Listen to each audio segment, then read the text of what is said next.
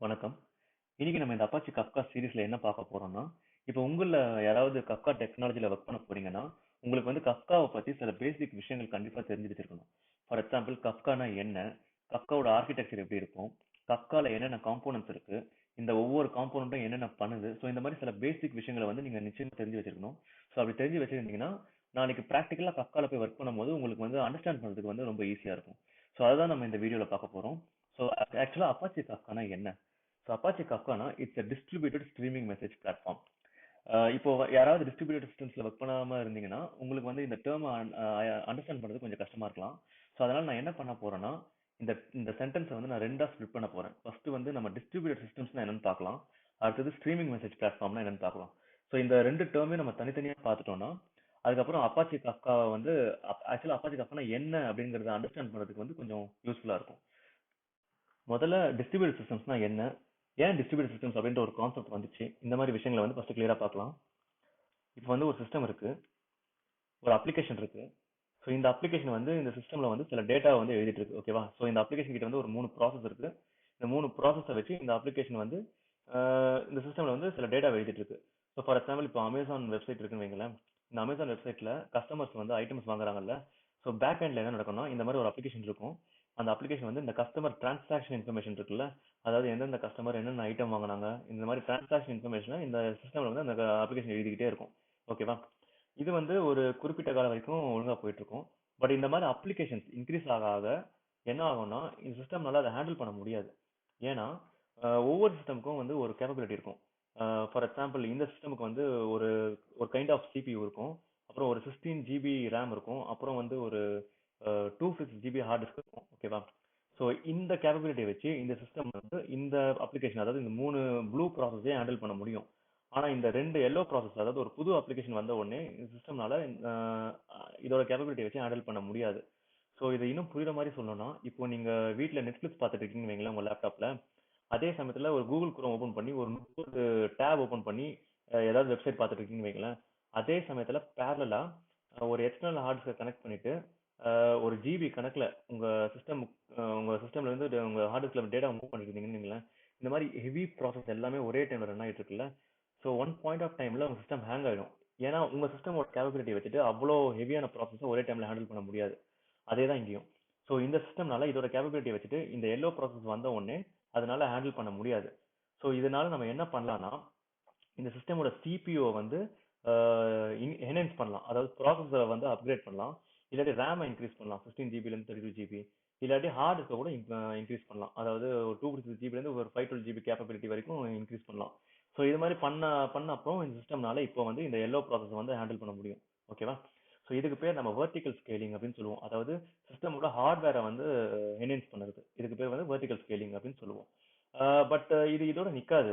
என்ன ஆகும்னா, இதே மாதிரி தான் இந்த அப்ளிகேஷன் இன்க்ரீஸ் ஆகிட்டே இருக்கும். ஸோ இப்போ எப்படி இந்த எல்லோ ப்ராசஸ் வந்துச்சோ அதே மாதிரி நாளைக்கு ரெட் ப்ராசஸ் வரும், ஓகேவா? ஸோ இது வந்த உடனே இந்த சிஸ்டம்னால ஹேண்டில் பண்ண வைக்கிறதுக்கு இதே மாதிரி நம்ம வெர்டிகல் ஸ்கேலிங் பண்ணிட்டு வந்தோம்னு வைங்களேன், அது கண்டிப்பா எஃபெக்டிவா இருக்கும் அப்படின்னு சொல்ல முடியாது. ஏன்னா ஆஹ் இன்னைக்கு மார்க்கெட்ல இருக்கிற பெஸ்ட் ப்ராசஸர்னால கூட இவ்வளோ டிரான்சாக்ஷன்ஸை ஒரே நேரத்தில் ஹேண்டில் பண்ண முடியாது. அதே சமயம் இதோட காஸ்ட்டும் ரொம்ப அதிகம். ஏன்னா நீங்க ஒவ்வொரு வாட்டியும் இந்த மாதிரி ஆகும்போது நீங்க வந்து உங்களோட ரேம் அப்கிரேட் பண்றீங்க, உங்க ப்ராசஸர் அப்கிரேட் பண்றீங்க. ஸோ இது மாதிரி அப்கிரேட் பண்ண பண்ண பண்ண காஸ்ட்டும் பயங்கரமாயிட்டே இருக்கும். பட் அந்த காஸ்ட்னால இவ்வளவு எஃபெக்டிவ்னஸ் வருமாங்கிறதும் டவுட் தான், ஓகேவா? ஸோ அதனால வெர்டிகல் ஸ்கேலிங்னால கண்டிப்பா ஒரு அட்வான்டேஜ் வருமா அப்படிங்கிறது டவுட் தான். ஸோ பேசிக்கலா பாத்தீங்கன்னா, இந்த மாதிரி அப்ளிகேஷன்ஸ் இன்க்ரீஸ் ஆக ஆக, அதாவது அப்ளிகேஷன் ஸ்கேல் ஆக ஆக உங்க சிஸ்டம்னால ஸ்கேல் ஆக முடியாது. அதாவது அந்த சிஸ்டம்னால ஒரு ஸ்கேலபிள் டேட்டா பைப்லைனை பில்ட் பண்ண முடியாது, ஓகேவா? ஸோ சிஸ்டம் இது மாதிரி ஒரு சென்ட்ரல் சிஸ்டம் வச்சிருந்தீங்கன்னா அது வந்து ஸ்கேலபிள் கிடையாது. ஸோ அதே மாதிரி அடுத்த டிஸ்அட்வான்டேஜ் என்னன்னா பாத்தீங்கன்னா, இப்போ வந்து நீங்க இந்த ஒரு சிஸ்டம் இருக்கு, இந்த சிஸ்டம்ல வந்து இவ்வளவு ப்ராசஸர் வந்து ஒரே நேரத்தில் எழுதிட்டு இருக்கு. இப்போ இந்த சிஸ்டம் கிராஷ் ஆயிடுச்சுன்னு வைங்களேன். இப்போ இந்த அப்ளிகேஷன்ஸ் எல்லாம் வந்து எங்க எழுதும்? ஸோ அந்த அப்ளிகேஷன்ஸ் வந்து எழுதாது, ஓகேவா? ஸோ அதே சமயத்துல இந்த சிஸ்டம்ல இருந்து இப்போ ஒரு 10 அப்ளிகேஷன்ஸ் வந்து ரீட் பண்ணிட்டு இருந்ததுன்னு வைங்களேன், அந்த சர்வீஸும் போயிடுச்சு, கரெக்டா? So system is not available பேசிக்கலா. ஸோ அதான் சிஸ்டம் இஸ் நாட் அவைலபிள், ஓகேவா? ஸோ அடுத்தது பாத்தீங்கன்னா, இப்போ இந்த சிஸ்டம் கிராஷ் ஆயிடுச்சு இல்ல, இப்போ வந்து இதுக்கு ஒரு ஃபாலோ அப் சிஸ்டம் இல்ல, அதாவது மாஸ்டர் ஸ்லேவ் அப்படின்னு சொல்லுவோம். அதாவது மாஸ்டர் சிஸ்டம் கிராஷ் ஆயிடுச்சுன்னா உடனே ஸ்லேவ் சிஸ்டம் வந்து அந்த மாஸ்டர் சிஸ்டமோட வேலையை வந்து பண்ணும். இதுக்கு பேர் மாஸ்டர் ஸ்லேவ் அப்படின்னு சொல்லுவோம். ஸோ இந்த மாதிரி ஒரு செட்டப்பும் நம்ம கிட்ட இல்ல. ஒரே சிஸ்டம் தான் இருக்கு, அதுவும் கிராஷ் ஆயிடுச்சு. ஓகேவா? அதனால சிஸ்டம் வந்து ஃபால்ட் டாலரன்ட் கிடையாது. ஓகேவா? ஸோ அடுத்தது இப்போ இந்த சிஸ்டம் கிராஷ் ஆயிடுச்சு. இப்போ கிராஷ் ஆன அப்புறம் ரீஸ்டார்ட் பண்றோம். ரீஸ்டார்ட் பண்ண உடனே என்ன ஆச்சுன்னா, இப்போ ஏற்கனவே இந்த சிஸ்டம்ல சில டேட்டாலாம் ஸ்டோர் ஆயிருக்கும் இந்த ப்ராசஸ் ரைட் பண்ணி. அந்த டேட்டாலாம் ஒண்ணு தொலைஞ்சிருக்கும், இல்ல கரப்ட் ஆயிருக்கும். ஸோ இப்படி ஏதாவது ஆயிடுச்சுன்னா போனது போனது தான். ஏன்னா உங்ககிட்ட ஒரு சிஸ்டம் தான் இருக்கு, அந்த சிஸ்டம்ல இருக்கிற டேட்டாவும் கரப்ட் ஆயிடுச்சு, அவ்வளவுதான், டேட்டாவும் போயிடும். ஸோ இந்த சிஸ்டம் டியூரபிளும் கிடையாது. அடுத்தது இப்போ இந்த சிஸ்டம் கிட்ட இருந்து ஒரு 10 ப்ராசஸ் வந்து எழுதிட்டே, ஐ மீன் ரீட் பண்ணுதுன்னு வைங்களேன். ஒரு பர்டிகுலர் டேட்டாவை மட்டும் ரீட் பண்ணுதுன்னு வைங்களேன்.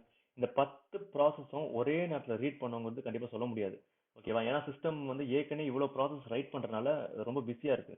ஓகேவா? சோ அதனால என்ன பண்ணலாம், ஒரு 5 ப்ராசஸ் ஒரே நேரத்துல ரீட் பண்ணலாம், அடுத்த 5 ப்ராசஸ் வந்து கொஞ்ச நேரம் வெயிட் பண்ணணும். ஓகேவா? சோ பேசிக்கலா நான் என்ன சொல்ல வரேன்னா, த்ரூபுட் வந்து ரொம்ப கம்மி இந்த சிஸ்டம்ல. ஓகேவா? சோ இவ்வளவு டிஸ்அட்வான்டேஜஸ் இருக்கு ஒரு சென்ட்ரலைஸ் சிஸ்டம் இது மாதிரி வச்சிருந்தீங்கன்னா. சோ இந்த மாதிரி டிஸ்அட்வான்டேஜஸை ஓவர் கம் பண்ணுறதுக்கு தான் நம்ம டிஸ்ட்ரிபியூட்டட் சிஸ்டம்ஸ் அப்படின்ற ஒரு கான்செப்ட்டுக்கு ஆக்சுவலா போறோம். ஸோ இப்போ டிஸ்ட்ரிபியூட்டட் சிஸ்டம்ஸ்னா என்ன, ஒரு சென்ட்ரலைஸ்டு சிஸ்டம்ல இருக்கிற டிஸ்அட்வான்டேஜஸை டிஸ்ட்ரிபியூட்டட் சிஸ்டம்ஸ் மூலமா எப்படி ஓவர் கம் பண்ணலாம் அப்படிங்கிறத இப்போ பார்க்கலாம். இப்போ ஒரு சிஸ்டம் இருக்கு. இப்போ இந்த சிஸ்டம்ல வந்து சில ப்ராசஸ் வந்து டேட்டா எழுதிட்டு இருக்குன்னு வைங்களேன். இப்போ முன்ன மாதிரி இந்த ப்ராசஸ் இன்க்ரீஸ் ஆகும்போது நம்ம முன்ன என்ன பண்ணோம், வெர்டிகல் ஸ்கேல் பண்ணணும். அதாவது இந்த சிஸ்டம்ல இருக்கிற ப்ராசஸரை வந்து என்ஹான்ஸ் பண்ணணும், இல்லாட்டி வந்து இதோட ரேம் இன்க்ரீஸ் பண்ணணும், இல்லாட்டி இதோட ஹார்ட் வந்து இன்க்ரீஸ் பண்ணணும், கரெக்டா? பட் டிஸ்ட்ரிபியூட்டட் டெக்னாலஜியை பொறுத்த வரைக்கும் நம்ம வந்து வெர்டிகல் ஸ்கேல பண்ண மாட்டோம், நம்ம ஹாரிசான்டல் ஸ்கேல் பண்ணுவோம். அதாவது எப்பப்போ இந்த மாதிரி டேட்டா ஸ்கேல் ஆகுதோ, அதாவது டேட்டா இன்க்ரீஸ் ஆகுதோ இல்ல அப்ளிகேஷன்ஸ் இன்க்ரீஸ் ஆகுதோ, நம்ம என்ன பண்ணுவோம்னா மிஷின்ஸையும் இன்க்ரீஸ் பண்ணுவோம். ஓகேவா? சோ இதுக்கு பேரு ஹாரிசான்டல் ஸ்கேலிங் அப்படின்னு சொல்லுவோம். சோ டிஸ்ட்ரிபியூட்டட் சிஸ்டம் வந்து it's scalable system by means of horizontal scaling. சரியா? அடுத்தது இப்போ இந்த மிஷின் வந்து கிராஷ் ஆகுதுன்னு வைங்களேன், உடனே வந்து இந்த என்டையர் செட்டப் வந்து ஃபெயில் ஆகாது. ஓகேவா? உடனே இன்னொரு சிஸ்டம் வந்து அதோட ரோலை ப்ளே பண்ண ஆரம்பிச்சிடும். சரியா? சோ டிஸ்ட்ரிபியூட்டட் சிஸ்டம் வந்து ஒரு ஃபால்ட் டாலரன்ட் சிஸ்டம். ஓகேவா? அதுக்கு வந்து டவுன் டைமே இருக்காது. சரியா? அடுத்தது இப்போ இந்த மிஷின் கிராஷ் ஆன உடனே இன்னொரு சிஸ்டம் அதோட வேலையை பார்க்க ஆரம்பிச்சிச்சுல, அதனால அதோட சர்வீஸும் வந்து அஃபெக்ட் ஆகவே ஆகாது. ஸோ சிஸ்டம் வந்து எப்பவுமே அவைலபிளாவே இருக்கும். அதாவது இப்போ இந்த ப்ராசஸ் வந்து ரைட் பண்ணிட்டே இருக்குன்னு வைங்களேன், இந்த இந்த சிஸ்டம்ல ரைட் பண்ணிட்டு இருக்குன்னு வைங்களேன், இது ஃபெயில் ஆன உடனே உடனே இந்த சிஸ்டம் வந்து அதோட ரோலை ப்ளே பண்ண ஆரம்பிச்சிடும். சரியா? அதனால இது அதோட ரைட் வந்து எந்த வகையிலும் அஃபெக்ட் ஆகாது, சர்வீஸ் இருந்துகிட்டே இருக்கும். ஸோ வந்து ஹைலி அவைலபிள் சிஸ்டம். ஓகேவா? அடுத்தது இப்போ டிஸ்ட்ரிபியூட்டட் சிஸ்டம்ஸ் பொறுத்த வரைக்கும் ஒரு சிஸ்டம்ல வந்து ஒரு டேட்டாவை எழுதுறோம்னா அந்த டேட்டா அந்த சிஸ்டம்ல மட்டும் இருக்காது, அந்த டேட்டாவோட காப்பி வந்து பல சிஸ்டம்ஸ்ல ஸ்டோர் ஆயிருக்கும். சரியா? சோ அதனால இப்போ இந்த சிஸ்டம் கிராஷ் ஆகும்போது, ஐ மீன் கிராஷ் ஆன அப்புறம் இதை ரீஸ்டார்ட் பண்ணும்போது இதுல இருக்கிற டேட்டா வந்து ஒருவேளை கரெக்ட் ஆயிடுச்சோ இல்ல டீக்ரேட் ஆயிடுச்சோ, நம்ம வந்து டேட்டா வந்து தொலைஞ்சிருச்சு அப்படின்னு அர்த்தம் கிடையாது. ஏன்னா அந்த டேட்டாவை வந்து நம்ம வேற ஒரு சிஸ்டம்ல இருந்து ரெக்கவர் பண்ணிக்கலாம். ஸோ டிஸ்ட்ரிபியூட்டட் சிஸ்டம் வந்து டியூரபிலிட்டி ஃபேக்டரையும் வந்து சர்வ் பண்ணுது. அடுத்தது த்ரூபுட்டும் டிஸ்ட்ரிபியூட்டட் சிஸ்டம்ல எப்பவுமே ரொம்ப அதிகமா இருக்கும். ஏன்னா இப்போ டிஸ்ட்ரிபியூட்டட் சிஸ்டம் செட்டப்பை பொறுத்த வரைக்கும் இப்போ ஒரு சிஸ்டமும் வந்து தனித்தனியா ஒர்க் பண்ணாது. அவங்க எல்லாமே சேர்ந்து ஒரு பர்டிகுலர் சர்வீஸ கொடுக்கறதுக்கு ஒண்ணா ஒர்க் பண்ணுவாங்க. ஸோ அதுதான் வந்து நம்ம கிளஸ்டர் அப்படின்னு சொல்லுவோம். So they work as a cluster. சரியா? ஸோ இப்போ ஃபார் எக்ஸாம்பிள் இப்போ ஒரு 10 அப்ளிகேஷன்ஸ் இருக்குன்னு வைங்களேன், அந்த 10 அப்ளிகேஷன்ஸும் ஒரு பர்டிகுலர் டேட்டாவை மட்டும் ரீட் பண்ணுதுன்னா, முன்ன சென்ட்ரலைஸ் சிஸ்டம் நம்ம என்ன சொன்னோம், ஒரு 5 அப்ளிகேஷன் ஒரே டைம் ரீட் பண்ணோம், மீதி 5 அப்ளிகேஷன் வெயிட் பண்ணும். சரியா? பட் டிஸ்ட்ரிபியூட்டட் சிஸ்டம்ல ஒரு 5 அப்ளிகேஷனுக்கு வந்து ஒரு சிஸ்டம் வந்து ப்ரொவைட் பண்ணும் சர்வீஸை, இன்னொரு 5 அப்ளிகேஷனுக்கு இன்னொரு சிஸ்டம் சர்வீஸை ப்ரொவைட் பண்ணும். ஸோ இதனால என்ன ஆகுதுன்னா எந்த ஒரு அப்ளிகேஷனும் பிளாக் ஆகாது, சிஸ்டமோட த்ரூபுட்டும் ரொம்ப அதிகமா இருக்கும். சரியா? ஸோ இப்போ டிஸ்ட்ரிபியூட்டட் சிஸ்டம்ஸ்னா என்ன அப்படின்ற ஒரு அண்டர்ஸ்டாண்டிங் உங்களுக்கு வந்திருக்கும்னு நம்புறேன். ஸோ நான் ஏற்கனவே சொன்ன மாதிரி அப்பாச்சி கப்கால வந்து 2 பார்ட் இருக்கு. ஒன்னு வந்து டிஸ்ட்ரிபியூட்டட் சிஸ்டம்ஸ், இன்னொன்னு வந்து ஸ்ட்ரீமிங் மெசேஜ் பிளாட்ஃபார்ம். ஸோ நம்ம டிஸ்ட்ரிபியூட்டட் சிஸ்டம்ஸ்னா என்னன்னு பார்த்துட்டோம். இப்போ ஸ்ட்ரீமிங் பிளாட்ஃபார்ம்னா என்னன்னு பார்க்கலாம். ஸோ பேசிக்கலா எதுக்கு வந்து ஸ்ட்ரீமிங் பிளாட்ஃபார்ம் தேவைப்படுது, ஓகேவா, அதை வந்து நம்ம பார்க்கலாம். இப்போ வந்து ஒரு சிம்பிள் டேட்டா பைப்லைன் இருக்குன்னு வைங்களேன். ஸோ இந்த டேட்டா பைப்லைன் என்ன பண்ணுதுன்னா சோர்ஸ்ல இருந்து டேட்டாவை எக்ஸ்ட்ராக்ட் பண்ணி டார்கெட்ல போடுது. ஸோ ஃபார் எக்ஸாம்பிள் சோர்ஸ் வந்து ஒரு ஆப்ரேஷனல் டேட்டாபேஸா இருக்கலாம், டார்கெட் வந்து ஒரு டேட்டா வேர்ஹவுஸ் சிஸ்டமா இருக்கலாம். ஸோ இந்த டேட்டா வேர்ஹவுஸ் சிஸ்டம்ல இருக்கிற சில டேபிள்ஸ்ல வந்து நம்ம சோர்ஸ்ல இருக்கிற டேட்டாவை எக்ஸ்ட்ராக்ட் பண்ணி அந்த டேபிள்ஸ்ல இன்சர்ட் பண்ணணும். ஸோ நம்ம என்ன பண்றோம், ஒரு டேட்டா பைப்லைனை பில்ட் பண்ணி இந்த டேட்டாவை எக்ஸ்ட்ராக்ட் பண்ணி டார்கெட் சிஸ்டம்ல போடுறோம். சரியா? இது வந்து ரொம்ப சிம்பிள் டேட்டா பைப்லைன். பட் கொஞ்ச நாள் கழிச்சு இன்னொரு டார்கெட் சிஸ்டம் இருக்குன்னு வைங்களேன், அந்த டார்கெட் சிஸ்டமும் இதே சோர்ஸ் டேட்டாவை எக்ஸ்ட்ராக்ட் பண்ணுதுன்னா என்ன ஆகும், இந்த சோர்ஸ்ல இருக்கிற லோடு வந்து ரொம்ப அதிகமாயிடும். சரியா? ஸோ அதே மாதிரி இப்போ இன்னொரு சோர்ஸ் சிஸ்டம் இருக்கு. இப்போ இந்த சோர்ஸ் சிஸ்டம்லயும் இந்த 2 டார்கெட் சிஸ்டமும் கனெக்ட் பண்ணுதுன்னு வைங்களேன், இதே மாதிரி லோடும் அதிகமாகும், அதே சமயத்துல நம்பர் ஆஃப் பைப்லைன்ஸ் பாத்தீங்கன்னா இன்க்ரீஸ் ஆகிட்டே இருக்கு. ஸோ ஒவ்வொரு வாட்டியும் நம்மளுக்கு வந்து ஒரு சோர்ஸ் வந்து டேட்டா வேணும்னா என்ன பண்றோம், ஒரு புது டேட்டா பைப்லைன் பில்ட் பண்றோம், அப்புறம் கனெக்ட் பண்றோம், எக்ஸ்ட்ராக்ட் பண்றோம், டார்கெட் அப்டேட் பண்றோம். சரியா? So number of pipelines increase ஆகுது. ஸோ இதுல வந்து நிறைய பிரச்சனையும் இருக்கு. ஸோ ஃபார் எக்ஸாம்பிள் பாத்தீங்கன்னா, இப்போ சோர்ஸ்ல வந்து ஒரு ஃபார்மேட் இருக்கும். ஸோ சோர்ஸ் ஃபார் எக்ஸாம்பிள் இப்போ சோர்ஸ்ல வந்து டேட்டா வந்து ஜேசன் ஃபார்மேட்ல வச்சிருக்குன்னு வைங்களேன். டார்கெட்டுக்கு வந்து ஆனா வந்து ரிலேஷனல் டேட்டாபேஸ் ஃபார்மேட்ல இருக்கணும். ஸோ அது என்ன பண்ணணும், நம்ம எக்ஸ்ட்ராக்ட் பண்ணி அந்த ஃபார்மேட்டை கன்வெர்ட் பண்ணி அப்புறம் தான் சேவ் பண்ண முடியும். இந்த டார்கெட்டுக்கு வந்து அதோட ஃபார்மேட் வந்து அவரோ ஃபார்மேட்ல இருக்குன்னு வைங்களேன். அதுவும் இதே மாதிரி ஜேசனை வந்து எக்ஸ்ட்ராக்ட் பண்ணி அவரோவை கன்வெர்ட் பண்ணி அப்புறம் தான் சேவ் பண்ணவே முடியும். சரியா? ஸோ இந்த மாதிரி டேட்டா ஃபார்மேட் காம்ப்ளெக்சிட்டி இருக்கு, இந்த மாதிரி நிறைய பைப்லைன்ஸ் பில்ட் பண்றதுனால. சரியா? ஸோ இது மாதிரி இண்டிவிஜுவல் பைப்லைன்ஸ் டெவலப் பண்றதுனால இது மாதிரி நிறைய காம்ப்ளெக்சிட்டிஸ் இருக்கு. ஸோ இதை ஓவர் கம் பண்றதுக்கு தான் நம்ம வந்து ஒரு ஸ்ட்ரீமிங் பிளாட்ஃபார்முக்கு போறோம். ஸோ இப்போ ஸ்ட்ரீமிங் பிளாட்ஃபார்ம்னா என்னன்னு பாத்தீங்கன்னா, அஹ், இப்போ ஒரு சிஸ்டம் இருக்கு. இப்போ வந்து இந்த சிஸ்டம்ல யார் யார் டேட்டாவை வந்து எந்தெந்த அப்ளிகேஷன் வந்து டேட்டாவை ரைட் பண்ணுதோ அந்த அப்ளிகேஷன்ஸ்லாம் வந்து அந்த சிஸ்டம்ல டேட்டாவை எழுதி வச்சு எழுதிடுவாங்க. ஸோ இந்த அப்ளிகேஷனுக்கு வந்து நம்ம பப்ளிஷர் அப்படின்னு சொல்லுவோம். ஓகேவா? ஸோ எந்தெந்த அப்ளிகேஷன்ஸுக்கு வந்து சிஸ்டம்ல டேட்டா எழுதணுமோ அதெல்லாம் வந்து டேட்டாவை எழுதிடும். அதே நேரத்தில் எந்தெந்த அப்ளிகேஷன்ஸ் வந்து அந்த டேட்டாவை ரீட் பண்ணணும்னு விரும்புதோ அந்த அப்ளிகேஷன்ஸ்லாம் இந்த சிஸ்டமுக்கு கனெக்ட் பண்ணி அந்த டேட்டாவை ரீட் பண்ணிக்கலாம். ஸோ இந்த அப்ளிகேஷன்ஸ்க்கு பேர் வந்து நம்ம சப்ஸ்கிரைபர் அப்படின்னு சொல்லுவோம். ஸோ ஃபார் எக்ஸாம்பிள், இப்போ பப்ளிஷர் ஏ இருக்குல்ல, அது வந்து ஒரு டேட்டா எழுதுன்னு வைங்களேன். இப்போ சப்ஸ்கிரைபர் ஏக்கும் சப்ஸ்கிரைபர் பிக்கும் இந்த டேட்டா வேணும்னா அது கனெக்ட் பண்ணி அந்த டேட்டா இந்த பிளாட்ஃபார்மை கனெக்ட் பண்ணி அந்த டேட்டாவை வந்து ரீட் பண்ணிக்கலாம். ஸோ இதுதான் ஸ்ட்ரீமிங் பிளாட்ஃபார்ம். அதாவது ஒரு காமன் பிளாட்ஃபார்ம் இருக்கும். அந்த காமன் பிளாட்ஃபார்முக்கு எந்தெந்த அப்ளிகேஷன்ஸ் ரைட் பண்ணணும்னு நினைக்குதோ அதெல்லாம் ரைட் பண்ணிக்கலாம். அதே சமயத்தில் எந்தெந்த அப்ளிகேஷன்ஸ் வந்து டேட்டாவை ரீட் பண்ணணும்னு நினைக்குதோ அதெல்லாம் அந்த பிளாட்ஃபார்ம் கனெக்ட் பண்ணி டேட்டாவை ரீட் பண்ணிக்கலாம். ஸோ இப்போ நம்ம டிஸ்ட்ரிபியூட்டட் சிஸ்டம்ஸ்னா என்னன்னு பார்த்துட்டோம், ஸ்ட்ரீமிங் பிளாட்ஃபார்ம்னா என்னன்னு பார்த்துட்டோம். இந்த ரெண்டு கான்செப்டையும் நான் இப்போ என்ன பண்றீங்கன்னா ஒன்னா கனெக்ட் பண்ணுங்க. கனெக்ட் பண்ணீங்கன்னா என்ன வரும், டிஸ்ட்ரிபியூட்டட் ஸ்ட்ரீமிங் பிளாட்ஃபார்ம். அந்த டிஸ்ட்ரிபியூட்டட் ஸ்ட்ரீமிங் பிளாட்ஃபார்ம் தான் Apache Kafka. So Apache Kafka வந்து இந்த ஸ்ட்ரீமிங் பிளாட்ஃபார்ம் என்னென்ன அட்வான்டேஜஸ் கொடுக்குதோ அதையும் கொடுக்கும், அதே சமயத்துல ஒரு டிஸ்ட்ரிபியூட்டட் சிஸ்டமா அதை ஒர்க் பண்ணும். ஸோ இதுதான் வந்து அப்பாச்சி காஃப்கா. ஸோ நம்ம கஃப்கா ஆர்கிடெக்சரை பார்க்கறதுக்கு முன்னாடி ஒரு பிரீஃப் ஓவர்வியூ பார்க்கலாம் கஃப்காவை பத்தி. கஃப்கா வந்து ஒரு ஓப்பன் சோர்ஸ் பிளாட்ஃபார்ம். அது வந்து லிங்க்டின்ல ஃபர்ஸ்ட் டெவலப் பண்ணாங்க. அதுக்கப்புறம் வந்து அப்பாச்சி அப்படின்ற ஒரு நான் ப்ராஃபிட் சாஃப்ட்வேர் ஃபவுண்டேஷன் வந்து அவங்க டொனேட் பண்ணிட்டாங்க. ஸோ கஃப்கா வந்து ஜாவா ஸ்காலா ரெண்டு லாங்குவேஜ் யூஸ் பண்ணி எழுதிருப்பாங்க. பட் வந்து உங்களுக்கு ஜாவா ஸ்கேலா தெரியலன்னா கஃப்காவை யூஸ் பண்ண முடியாது அப்படின்னு அர்த்தம் கிடையாது. ஏன்னா கஃப்காவுக்கு வந்து நிறைய சப்போர்ட் இருக்கு மற்ற லாங்குவேஜ்ல, C++, பைத்தான், ரூபி அந்த மாதிரி. ஸோ நான் டிஸ்கிரிப்ஷன்ல வந்து ஒரு லிங்க் அட்டாச் பண்ணிருக்கேன். அந்த லிங்கை நீங்க பாத்தீங்கன்னா இந்த லாங்குவேஜுக்கு உரிய கஃப்கா லைப்ரரிஸ் இருக்கும். ஸோ நீங்க அதை வந்து யூஸ் பண்ணிக்கலாம் உங்களுக்கு கஃப்கால ஒர்க் பண்ணோம்னா. அப்புறம் வந்து கஃப்கா மெயினா எதுக்கு யூஸ் பண்றோம்னா ரெண்டு கேஸ் இருக்கு. ஒன்னு வந்து real time data pipeline. So இப்போ வந்து ஒரு சோர்ஸ் டேட்டா பேஸ் இருக்கு, அப்புறம் வந்து ஒரு டார்கெட் டேட்டா வேர்ஹவுஸ் இருக்கு. இப்போ எப்பப்பெல்லாம் இந்த சோர்ஸ்ல வந்து டேட்டா வந்துட்டே இருக்கும். ஸோ ஃபார் எக்ஸாம்பிள் இப்போ அமேசான்ல வந்து இப்போ கஸ்டமர்ஸ் வந்து டேட்டா ஐட்டம்ஸ் வாங்கிட்டே இருக்காங்கன்னு வைங்களேன், டேட்டா வந்துகிட்டே இருக்கும் கரெக்டா. ஸோ இந்த டேட்டாவை வந்து நீங்க டேட்டா வேர்ஹவுஸ் வந்து எக்ஸ்ட்ராக்ட் பண்ணிட்டு உங்களோட டேட்டா வேர்ஹவுஸ் டேபிள்ஸ் வந்து அப்டேட் பண்ணிட்டே இருக்கணும். சரியா? இதுதான் real time data pipeline. So இந்த மாதிரி real time data pipeline build பண்ணுறதுக்கு கஃப்கா யூஸ் பண்ணுவாங்க. இன்னொன்று வந்து real time streaming applications. So real time streaming அப்ளிகேஷன்ஸ்னா என்னன்னா, ஸோ ஃபர்ஸ்ட் ஆஃப் ஆல் ஸ்ட்ரீம்னா என்னன்னு பார்த்தீங்கன்னா, இப்போ ட்விட்டர் இருக்குல்ல, இப்போ ட்விட்டர்ல பார்த்தீங்கன்னா வச்சுங்களேன், ஒரு நிமிஷத்துல வந்து லட்சக்கணக்கான மக்கள் வந்து ட்வீட் பண்ணுவாங்க கரெக்டா. ஸோ லட்சக்கணக்கான ட்வீட் ஒரு நிமிஷத்துலேயே, அதாவது லட்சக்கணக்கான மெசேஜ் ஒரே நிமிஷத்துல ஃப்ளோ ஆயிட்டே இருக்கும். ஸோ இந்த மாதிரி கண்டினியூஸ் ஃப்ளோ ஆஃப் மெசேஜஸ் இதான் வந்து நம்ம ஸ்ட்ரீம்ஸ் அப்படின்னு சொல்லுவோம். ஸோ இந்த ரியல் டைம் ஸ்ட்ரீமிங் அப்ளிகேஷன்ஸ் என்னன்னா, இப்போ நீங்க வந்து நெட்ஃபிளிக்ஸ் ஓபன் பண்றீங்க. நெட்ஃபிளிக்ஸ்ல வந்து ஒரு படம் சர்ச் பண்றீங்கன்னு வைங்களேன்.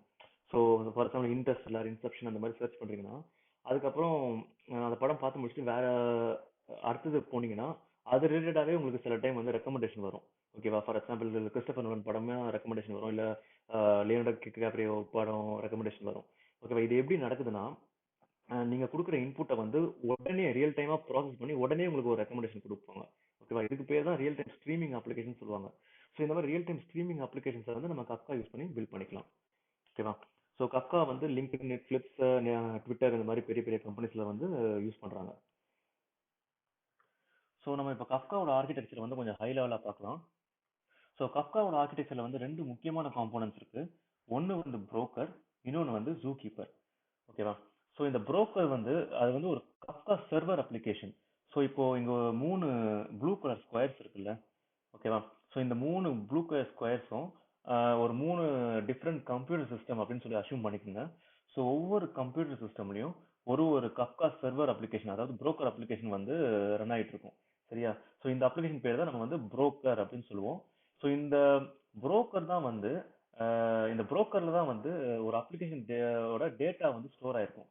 ஸோ இப்போ வந்து ஒரு அப்ளிகேஷன் இருக்கு. அந்த அப்ளிகேஷன் வந்து டேட்டாவை வந்து இந்த கஃப்காவுக்கு அனுப்புதுன்னா அந்த டேட்டா வந்து இந்த புரோக்கர்ல தான் வந்து ஸ்டோர் ஆயிருக்கும். சரியா? ஸோ இந்த புரோக்கர் எல்லாமே அவங்க கூட கம்யூனிகேட் பண்ணிப்பாங்க. ஸோ இந்த 3 புரோக்கரும் பாத்தீங்கன்னா ஒண்ணா ஒரு கிளஸ்டரா ஒர்க் பண்ணுவாங்க. ஸோ இந்த கிளஸ்டர் பேர் தான் வந்து நம்ம கஃப்கா கிளஸ்டர் அப்படின்னு சொல்லுவோம். புரோக்கருக்கு அப்புறம் அடுத்த முக்கியமான காம்பனன்ட் வந்து ஜூ கீப்பர். ஜூ கீப்பர் வந்து அது வந்து ஒரு எக்ஸ்டர்னல் அப்ளிகேஷன். அதாவது வந்து கஃப்கா கிளஸ்டரோட அப்ளிகேஷன் கிடையாது.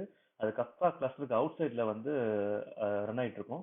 ஸோ இந்த அப்ளிகேஷனோட மெயின் ஜாப் என்னன்னு பாத்தீங்கன்னா இந்த கஃப்கா சிஸ்டம் இருக்குல்ல, அந்த கஃப்கா கிளஸ்டர், இந்த கஃப்கா கிளஸ்டரை மேனேஜ் பண்றது தான் அதோட மெயின் ஜாப்.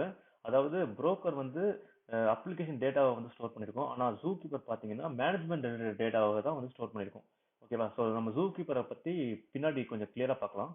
ஸோ இப்போ அடுத்தது பாத்தீங்கன்னா அப்ளிகேஷன்ஸ் வந்து எந்தெந்த அப்ளிகேஷன்ஸ் வந்து இந்த புரோக்கர்ல வந்து டேட்டாவை எழுதுதோ அந்த அப்ளிகேஷன்ஸை வந்து நம்ம ப்ரொடியூசர் அப்படின்னு சொல்லுவோம். ஸோ இங்க பாத்தீங்கன்னா 2 ப்ரொடியூசர் இருக்காங்க. அதே மாதிரி இந்த டேட்டாலாம் இருக்குல்ல, இந்த ப்ரொடியூசர்ஸ் எழுதுற டேட்டா, இந்த டேட்டாலாம் வந்து டாபிக் அப்படின்ற கான்செப்ட்ல வந்து அக்ரிகேட் ஆயிருக்கும். அதாவது இப்போ ஒரு டேட்டா பேஸ் சிஸ்டம் எடுத்துக்கிட்டீங்கன்னா அந்த டேட்டா பேஸ் சிஸ்டம்ல வந்து நிறைய டேபிள் இருக்கும். சரியா? இப்போ கஸ்டமர் டேபிள் இருக்கும், அதுக்கு அடுத்து கஸ்டமர் ஆர்டர்ஸ் டேபிள் இருக்கும். ஸோ கஸ்டமர் டேபிள்ல பாத்தீங்கன்னா கஸ்டமரோட பர்சனல் இன்ஃபர்மேஷன் இருக்கும், அவரோட நேம், ஐடி, ஃபோன் நம்பர் இது மாதிரி இருக்கும். கஸ்டமர் ஆர்டர்ல வந்து பாத்தீங்கன்னா அந்த கஸ்டமர் எந்தெந்த கஸ்டமர் எந்தெந்த ஆர்டர் வாங்கினாங்க அந்த மாதிரி இன்ஃபர்மேஷன் இருக்கும். சரியா? ஸோ இந்த மாதிரி ஒவ்வொரு டேபிள் இருக்குல்ல, இந்த ஒவ்வொரு டேபிளும் வந்து இங்க கஸ்பால வந்து ஒவ்வொரு டாபிக் ஈக்குவலன்ட் மாதிரி. அதாவது ஒரு டாபிக் இப்போ வந்து கஸ்டமர் டாபிக்னு பாத்தீங்கன்னா அந்த டாபிக்ல வந்து இந்த கஸ்டமரோட பர்சனல் இன்ஃபர்மேஷன், ஐடி, நேமு, அப்புறம் ஃபோன் நம்பர், இந்த மாதிரி இன்ஃபர்மேஷன்லாம் இந்த டாபிக்ல கஸ்டமர் டாபிக்ல இருக்கும். ஸோ இங்க பாத்தீங்கன்னா இந்த ப்ரொடியூசர் வந்து ஃபர்ஸ்ட் ப்ரொடியூசர் பாத்தீங்கன்னா 2 டாபிக் எழுதுது. ஒன்னு வந்து டாபிக் ஏ, இன்னொன்னு டாபிக் பி. அதே மாதிரி ப்ரொடியூசர் சி அப்ளிகேஷன் பாத்தீங்கன்னா டாபிக் சி ல வந்து எழுதுது. ஸோ பாத்தீங்கன்னா அதே மாதிரி இந்த டாபிக் பாத்தீங்கன்னு வச்சுக்கோங்களேன், ஒவ்வொரு டாபிக்கும் வந்து 2 காப்பி இருக்கு. ஸோ டாபிக் ஏ பாத்தீங்கன்னா புரோக்கர் 0ல ஒரு காப்பி இருக்கு, புரோக்கர் 1ல ஒரு காப்பி இருக்கு. டாபிக் பி பாத்தீங்கன்னா புரோக்கர் 0ல ஒரு காப்பி இருக்கு, புரோக்கர் 2ல ஒரு காப்பி இருக்கு. ஸோ இதுக்கு பேர் தான் வந்து நம்ம ரெப்ளிகேஷன் அப்படின்னு சொல்லுவோம். அதாவது டாபிக் வந்து ரெப்ளிகேட் பண்ணுறது. ஸோ டாபிக் ஏவோட இங்க வந்து 2 வாட்டி ரெப்ளிகேட் பண்ணிருக்கோம். ஸோ புரோக்கர்ல ஒன்னு, புரோக்கர் 0ல ஒன்னு, புரோக்கர் 1ல ஒன்னு. ஓகேவா? ஸோ இதே மாதிரி இப்போ எழுதுற அப்ளிகேஷன்ஸ்லாம் நமக்கு ப்ரொடியூசர்னு சொல்லிட்டோம். கரெக்டா? அதே மாதிரி இந்த டாபிக்கை ரீட் பண்றாங்க பாத்தீங்களா, அந்த அப்ளிகேஷன்ஸ் பேர் நம்ம கன்சியூமர் அப்ளிகேஷன்ஸ் அப்படின்னு சொல்லுவோம். ஸோ இங்க பாத்தீங்கன்னா இந்த கன்சியூமர், ஃபர்ஸ்ட் கன்சியூமர் பாத்தீங்கன்னா டாபிக் ஏ டாபிக் பி ரீட் பண்ணுது. கன்சியூமர் இந்த செகண்ட் கன்சியூமர் பாத்தீங்கன்னா டாபிக் சி ரீட் பண்ணுது. ஓகேவா? ஸோ இப்போ இத பார்க்கும்போது உங்களுக்கு வந்து ஒரு ஐடியா கிடைச்சிருக்கும். சரியா? நம்ம ஏற்கனவே வந்து டிஸ்ட்ரிபியூட்டட் சிஸ்டம்ஸோட ப்ராப்பர்ட்டிஸை டிஸ்கிரைப் பண்ணோம்ல. அதாவது ஸ்கேலபிள், ஃபால்ட் டாலரண்ட், டியூரபிலிட்டி, இந்த மாதிரி இதெல்லாம் கஃப்கா வந்து எப்படி இம்ப்ளிமெண்ட் பண்ணோம் அப்படிங்கறத இந்த டயக்ராம் பார்க்கும்போது உங்களுக்கு தெரிஞ்சிடும். பட் நான் எக்ஸ்பிளைன் பண்றேன். இப்போ இப்போ ப்ரொடியூசர் அப்ளிகேஷன் இருக்கு. இப்போ 2 ப்ரொடியூசர் அப்ளிகேஷன் நமக்கு இருக்கு. இப்போ நம்ம ப்ரொடியூசர் அப்ளிகேஷன்ஸ் வந்து இன்க்ரீஸ் ஆகிட்டே இருந்ததுன்னு வைங்களேன், நம்ம எப்படி கஃப்காவை ஸ்கேல் பண்ணலாம்னா ஜஸ்ட் ஒரு ப்ரோக்கர் ஆட் பண்ணிக்கலாம். ஓகேவா? ஒரு எக்ஸ்ட்ரா ப்ரோக்கர் ஆட் பண்ணும்போது இந்த சிஸ்டம் ஸ்கேல் ஆகிட்டே இருக்கும். ஸோ இப்படிதான் வந்து கஃப்கா வந்து ஸ்கேலபிளா இருக்கு. அதே மாதிரி இப்போ இப்போ இந்த புரோக்கருக்கு, இப்போ இந்த புரோக்கர்ல வந்து ஒரு டாபிக் ஏ இருக்கு. ஓகேவா? இந்த ப்ரொடியூசர் வந்து இந்த டாபிக் ஏல எழுதுன்னு வைங்களேன். சப்போஸ் இந்த புரோக்கர் கிராஷ் ஆயிடுச்சுன்னா, நான் ஏற்கனவே சொன்ன மாதிரி ஒவ்வொரு டாபிக்கும் ரெண்டு காப்பி இருக்கு. கரெக்டா? ஒவ்வொரு டாபிக்கும். ஸோ இந்த புரோக்கர் கிராஷ் ஆகும்போது என்ன ஆகும்னா இந்த ப்ரொடியூசர் வந்து புரோக்கர் 1ல எழுத ஆரம்பிச்சிடும். ஓகேவா? அதாவது புரோக்கர் 1 வந்து புரோக்கர் 0 முன்னாடி பண்ண வேலையை அது வந்து பண்ண ஆரம்பிச்சிடும். அது அந்த ரோலை அது ஃபாலோ பண்ண ஆரம்பிச்சிடும். ஓகேவா? ஸோ பாத்தீங்கன்னா டவுன் டைமே இருக்காது சிஸ்டம்ல. ஸோ வந்து சிஸ்டம் வந்து ஹைலி ஃபால்ட் டாலரண்ட். ஓகேவா? அதே மாதிரி டவுன் டைமே இல்லாதனால அது அவைலபிள் சிஸ்டம், அதாவது சர்வீஸ் எப்பவுமே அவைலபிளாகவும் இருக்கும். சரியா? ஸோ வந்து நம்ம பார்த்துட்டோம் கஃப்கா ஸ்கேலபிள், ஃபால்ட் டாலரண்ட், அப்புறம் வந்து ஹைலி அவைலபிள். ஓகேவா? அடுத்தது டியூரபிலிட்டி. இப்போ நான் சொன்ன மாதிரி ஒவ்வொரு டாபிக்கும் பார்த்தீங்கன்னா 2 காப்பி இருக்குல்ல. ஸோ இப்போ இந்த புரோக்கர் கிராஷ் ஆயிடுச்சுன்னா அதை ரீஸ்டார்ட் பண்ண அப்புறம் ஒருவேளை இந்த டாபிக் ஏல இருக்கிற டேட்டா வந்து ஒருவேளை கரெக்ட் ஆயிட்டு இருந்தீங்களேன், இந்த டேட்டாவை வந்து நம்ம இந்த புரோக்கர்ல இருந்து ரெக்கவர் பண்ணிக்கலாம். ஸோ டியூரபிலிட்டியாகவும் இருக்கு. ஓகேவா? அடுத்தது பாத்தீங்கன்னா ஹை த்ரூபுட். கஃப்காவோட கஃப்கா வந்து இவ்வளவு ஒரு டாப் ட்ரெண்டிங் ஒரு டெக்னாலஜி இருக்கிறதுக்கு காரணமே அதோட பெர்ஃபார்மன்ஸ் தான். ஸோ கஃப்கா வந்து நம்ம புரோக்கரை ஸ்கேல் பண்ணிட்டே இருக்கிறனால அதோட பெர்ஃபார்மன்ஸும் ரொம்ப ஹை லெவல் பெர்ஃபார்மன்ஸ் அது கொடுக்கும். ஓகேவா? ஸோ கஃப்கா இப்போ பாத்தீங்கன்னா நம்ம டிஸ்ட்ரிபியூட் சிஸ்டம்ஸ்ல என்னென்ன ப்ராப்பர்ட்டிஸ் சொன்னோமோ அதை எல்லாத்தையுமே வந்து கஃப்கா வந்து சாட்டிஸ்ஃபை பண்ணுது. சரியா? ஸோ வந்து இப்போ நான் சொன்ன மாதிரி இப்போ இங்க 3 நோட் இருக்கு. ஐ மீன் 3 புரோக்கர் இருக்கு. இந்த ஒவ்வொரு புரோக்கரையும் நம்ம நோட் அப்படின்னு கூட கால் பண்ணலாம். ஸோ இந்த கஃப்கா கிளஸ்டர் வந்து it's 3 node Kafka cluster. So 3 broker இருக்கு, 3 நோடு, இல்லாட்டி 3 machines. So 3 node Kafka cluster அப்படின்னு சொல்லுவோம். ஸோ இப்போ இருக்குல்ல, அதாவது டாபிக், ப்ரொடியூசர், கன்சியூமர், புரோக்கர், இதை ஒவ்வொன்றத்தையும் கொஞ்சம் டீட்டெயில்டாக பார்க்கலாம். ஸோ ஃபர்ஸ்ட் நம்ம டாபிக்ஸ் பற்றி பார்க்கலாம். நான் ஏற்கனவே சொன்ன மாதிரி ஒரு டேட்டாபேஸ் சிஸ்டம்ல எப்படி நம்ம வந்து ஒரு யூனிக் ஐடென்டிட்டியை ரெப்ரசென்ட் பண்றதுக்கு டேபிள் அப்படின்னு சொல்றோமோ, அதே மாதிரி கப்கால வந்து நம்ம அதை டாபிக் அப்படின்னு சொல்லுவோம். ஸோ வந்து ஃபார் எக்ஸாம்பிள் இப்போ ஒரு கஸ்டமர் டிரான்சாக்ஷன் சிஸ்டம் இருக்கு. அந்த கஸ்டமர் டிரான்சாக்ஷன் சிஸ்டம் வந்து டேட்டாபேஸ்ல பாத்தீங்கன்னா நிறைய டேபிள்ஸ் இருக்கலாம், கஸ்டமர் இன்ஃபோ, கஸ்டமர் ஆர்டர்ஸ், அந்த மாதிரி. ஸோ இந்த மாதிரி ஈச் அண்ட் எவ்ரி டேபிள் இங்க நம்ம கப்கால வந்து அதை டாபிக் அப்படின்னு சொல்லுவோம். So customer info topic, customer orders topic, அந்த மாதிரி டாபிக் அப்படின்னு சொல்லுவோம். ஸோ இந்த டாபிக்கு கீழே தான் வந்து எந்த ப்ரொடியூசர் டேட்டா எழுதினாலும் அந்த டேட்டா இந்த டாபிக்கு கீழே வந்து ஸ்டோர் ஆயிருக்கும். ஸோ ஓகேவா? ஸோ அந்த டேட்டாவை தான் நம்ம மெசேஜஸ் இல்லாட்டி ரெக்கார்ட்ஸ் அப்படின்னு சொல்லுவோம். மோஸ்ட்லி வந்து நம்ம மெசேஜ் அப்படின்னு சொல்ற ஒரு டேர்மை தான் வந்து கப்கால யூஸ் பண்ணுவோம். ஸோ வந்து ஒரு கப்கா கிளஸ்டர்ல நம்ம வந்து ஒரே நேம்ல ரெண்டு டாபிக் கிரியேட் பண்ண முடியாது. எப்படி வந்து ஒரு டேட்டாபேஸ் சிஸ்டம்ல வந்து ரெண்டு நேம்ல, ஐ மீன் ரெண்டு டேபிள் ஒரே நேம்ல கிரியேட் பண்ண முடியாது, அதே மாதிரி இங்க ரெண்டு டாபிக்கும் ஒரே நேம்ல நம்ம கிரியேட் பண்ண முடியாது. ஸோ இதுதான் டாபிக்ஸ், ரொம்ப சிம்பிள் கான்செப்ட். அடுத்தது வந்து கப்கா மெசேஜஸ். நான் ஏற்கனவே சொன்ன மாதிரி ஒரு Kafka message is nothing but data written by producer. அதாவது ஒரு கப்கா ரெக்கார்ட் தான் வந்து ஒரு டாபிக்கு கீழே இருக்கிற ஒரு கப்கா ரெக்கார்ட். இதுதான் வந்து நம்ம மெசேஜ் அப்படின்னு சொல்லுவோம். ஸோ மெசேஜோட ஸ்ட்ரக்சர் எப்படி இருக்கும்னு பார்த்தீங்கன்னா, ஒரு மெசேஜ் வந்து ஒரு கீ வேல்யூ பேர் அப்படின்ற ஒரு கான்செப்டை கண்டெயின் பண்ணியிருக்கோம். அதுக்கப்புறம் ஒரு மெட்டா டேட்டா அப்படின்ற ஒரு கான்செப்டை கண்டெயின் பண்ணியிருக்கோம். ஸோ இந்த கீ வேல்யூ பேர்ல வந்து கீ வந்து ஆப்ஷனல். ஓகேவா? ஸோ வந்து ஒரு ப்ரொடியூசர் சிஸ்டம் வந்து இது it's up to the producer application. ஓகேவா? ஸோ அந்த ப்ரொடியூசர் அப்ளிகேஷன் வந்து கீயை வந்து சென்ட் பண்ணலாம் இல்லை சென்ட் பண்ணாமல் இருக்கலாம். பட் வேல்யூ தான் வந்து ஆக்சுவல் கப்கா ரெக்கார்ட். ஓகேவா? ஸோ இப்போ வந்து ஒரு கஸ்டமர் ரெக்கார்ட் இருக்கு. அந்த கஸ்டமர் ரெக்கார்டில் வந்து ஐடி, நேம், ஃபோன் நம்பர் அப்படின்னு 3 காலம் இருக்குன்னு வச்சுங்களேன் அந்த ஒரு ரெக்கார்டில். ஸோ இந்த ரெக்கார்டு தான் வந்து நம்ம மெசேஜ் வேல்யூ அப்படின்னு சொல்லுவோம். அப்புறம் மெட்டா டேட்டா. மெட்டா டேட்டா வந்து அது வந்து ஒரு ஜென்ரல் மெட்டா டேட்டா இன்ஃபர்மேஷன் தான். அதாவது இந்த மெசேஜ் வந்து எந்த டாபிக் மெசேஜ், எந்த டைம்ல இந்த மெசேஜ் ப்ரொடியூஸ் ஆச்சு கப்கால. ஸோ இந்த மாதிரி ஒரு மெட்டா டேட்டா இன்ஃபர்மேஷனையும் இந்த மெசேஜ் எப்பவுமே வந்து கண்டெயின் பண்ணிருக்கும். நார்மலா ஒரு மெசேஜோட டேட்டா டைப் வந்து எப்பவுமே ஒரு பர்டிகுலர் டேட்டா டைப் இருக்காது. ஒரு ஜென்ரல் ஸ்ட்ரிங்ஸா தான் இருக்கும். ஓகேவா? இப்போ ஃபார் எக்ஸாம்பிள் இப்போ வந்து ஒரு ப்ரொடியூசர் வந்து ஒரு ஜேசன் டேட்டா எழுதுதுன்னு வைங்களேன். அந்த டேட்டாவோட ஃபார்மேட் ஜேசன்ல இருக்கும். பட் அந்த டேட்டா டைப் பாத்தீங்கன்னா ஒரு ஸ்ட்ரிங் டேட்டா டைப்ல தான் ஸ்டோர் ஆயிருக்கும் கப்கால. அதுக்கப்புறம் மெசேஜஸ் வந்து இப்போ ஒரு ஒரு டாபிக் மெசேஜ் ப்ரொடியூஸ் ஆகுதுல, ஈச் அண்ட் எவ்ரி மெசேஜ் வந்து நம்ம வந்து ஆஃப்செட் அப்படின்ற ஒரு கான்செப்ட் மூலமா ஐடென்டிஃபை பண்ணலாம். ஸோ ஆஃப்செட்ங்கிறது ஒரு நார்மல் இன்டிஜர் வேல்யூ. ஸோ ஒரு ஒரு 10 மெசேஜ் ஸ்டோர் ஆயிருக்குன்னா ஒரு டாபிக்ல, ஸோ ஃபர்ஸ்ட் மெசேஜுக்கு வந்து 0 ஆஃப்செட், செகண்ட் மெசேஜுக்கு 1 ஆஃப்செட். ஸோ அந்த மாதிரி ஆஃப்செட் நம்பர் மூலமா ஒரு மெசேஜை வந்து நம்ம ஐடென்டிஃபை பண்ணலாம். ஓகேவா? ஸோ ஏற்கனவே சொன்ன மாதிரி மெட்டா டேட்டால வந்து நார்மல் ஜென்ரல் மெட்டா இன்ஃபர்மேஷன், அதாவது ஒரு ஹெடர் இன்ஃபர்மேஷன். ஸோ ஹெடர்ல வந்து ப்ரொடியூசர் வந்து மேபி ஸ்பெசிஃபை பண்ணலாம். அதாவது I belong to this application அப்படின்னு சொல்லி சும்மா எந்த அப்ளிகேஷன்ல இருந்து எந்த அப்ளிகேஷன் சார்பா அந்த ப்ரொடியூசர் வந்து அந்த டேட்டாவை எழுதுறாங்களோ அந்த அந்த மாதிரி இன்ஃபர்மேஷன் வந்து இன்க்ளூட் பண்ணிக்கலாம். அதே மாதிரி டைம் ஸ்டாம்ப், எந்த டைம்ல வந்து இந்த மெசேஜ் ஆக்சுவலா ப்ரொடியூஸ் ஆச்சு, இந்த மாதிரி. அப்புறம் ஆக்சுவல் டாபிக் நேம், அப்புறம் பார்ட்டிஷன் நம்பர். நம்ம பார்ட்டிஷன்ங்கிறது என்னங்கிறத வந்து நம்ம பின்னாடி டீட்டெயில்டா பார்க்கலாம், இப்போ குழப்பிக்க வேணாம். ஸோ இதுதான் ஒரு மெசேஜ் ஸ்ட்ரக்சர். ஸோ நாமளா ஒரு கீ வேல்யூ, அதுக்கப்புறம் இந்த மாதிரி மெட்டாடேட்டா இன்ஃபர்மேஷன். ஓகேவா? ஸோ நான் ஏற்கனவே திருப்பி ஒரு வாட்டி சொல்லிக்கிறேன். இந்த வேல்யூ தான் வந்து ஆக்சுவலா கப்கா ரெக்கார்டு. இந்த கீ வந்து இட்ஸ் ஆப்ஷனல். ஓகேவா? ஸோ இப்போ பாத்தீங்கன்னா ஒரு சிம்பிள் மெசேஜ் எப்படி இருக்கும் அப்படின்னு பார்க்கலாம். இங்க பாத்தீங்கன்னு வச்சுங்களேன், இப்போ இந்த ஒரு மெசேஜ், இந்த மெசேஜோட ஃபார்மேட் வந்து பாத்தீங்கன்னா ஜேசன் ஃபார்மேட். பட் இந்த நான் ஏற்கனவே சொன்ன மாதிரி இந்த மெசேஜோட டேட்டா டைப் வந்து ஒரு ஸ்ட்ரிங் டைப்பா தான் இருக்கும். ஓகேவா? ஸோ அது வந்து ஜேசன் டைப், அதாவது format Jason type format. But வந்து கப்கால வந்து ஒரு ஸ்ட்ரிங் டேட்டா டைப்ல தான் ஸ்டோர் ஆயிருக்கும்.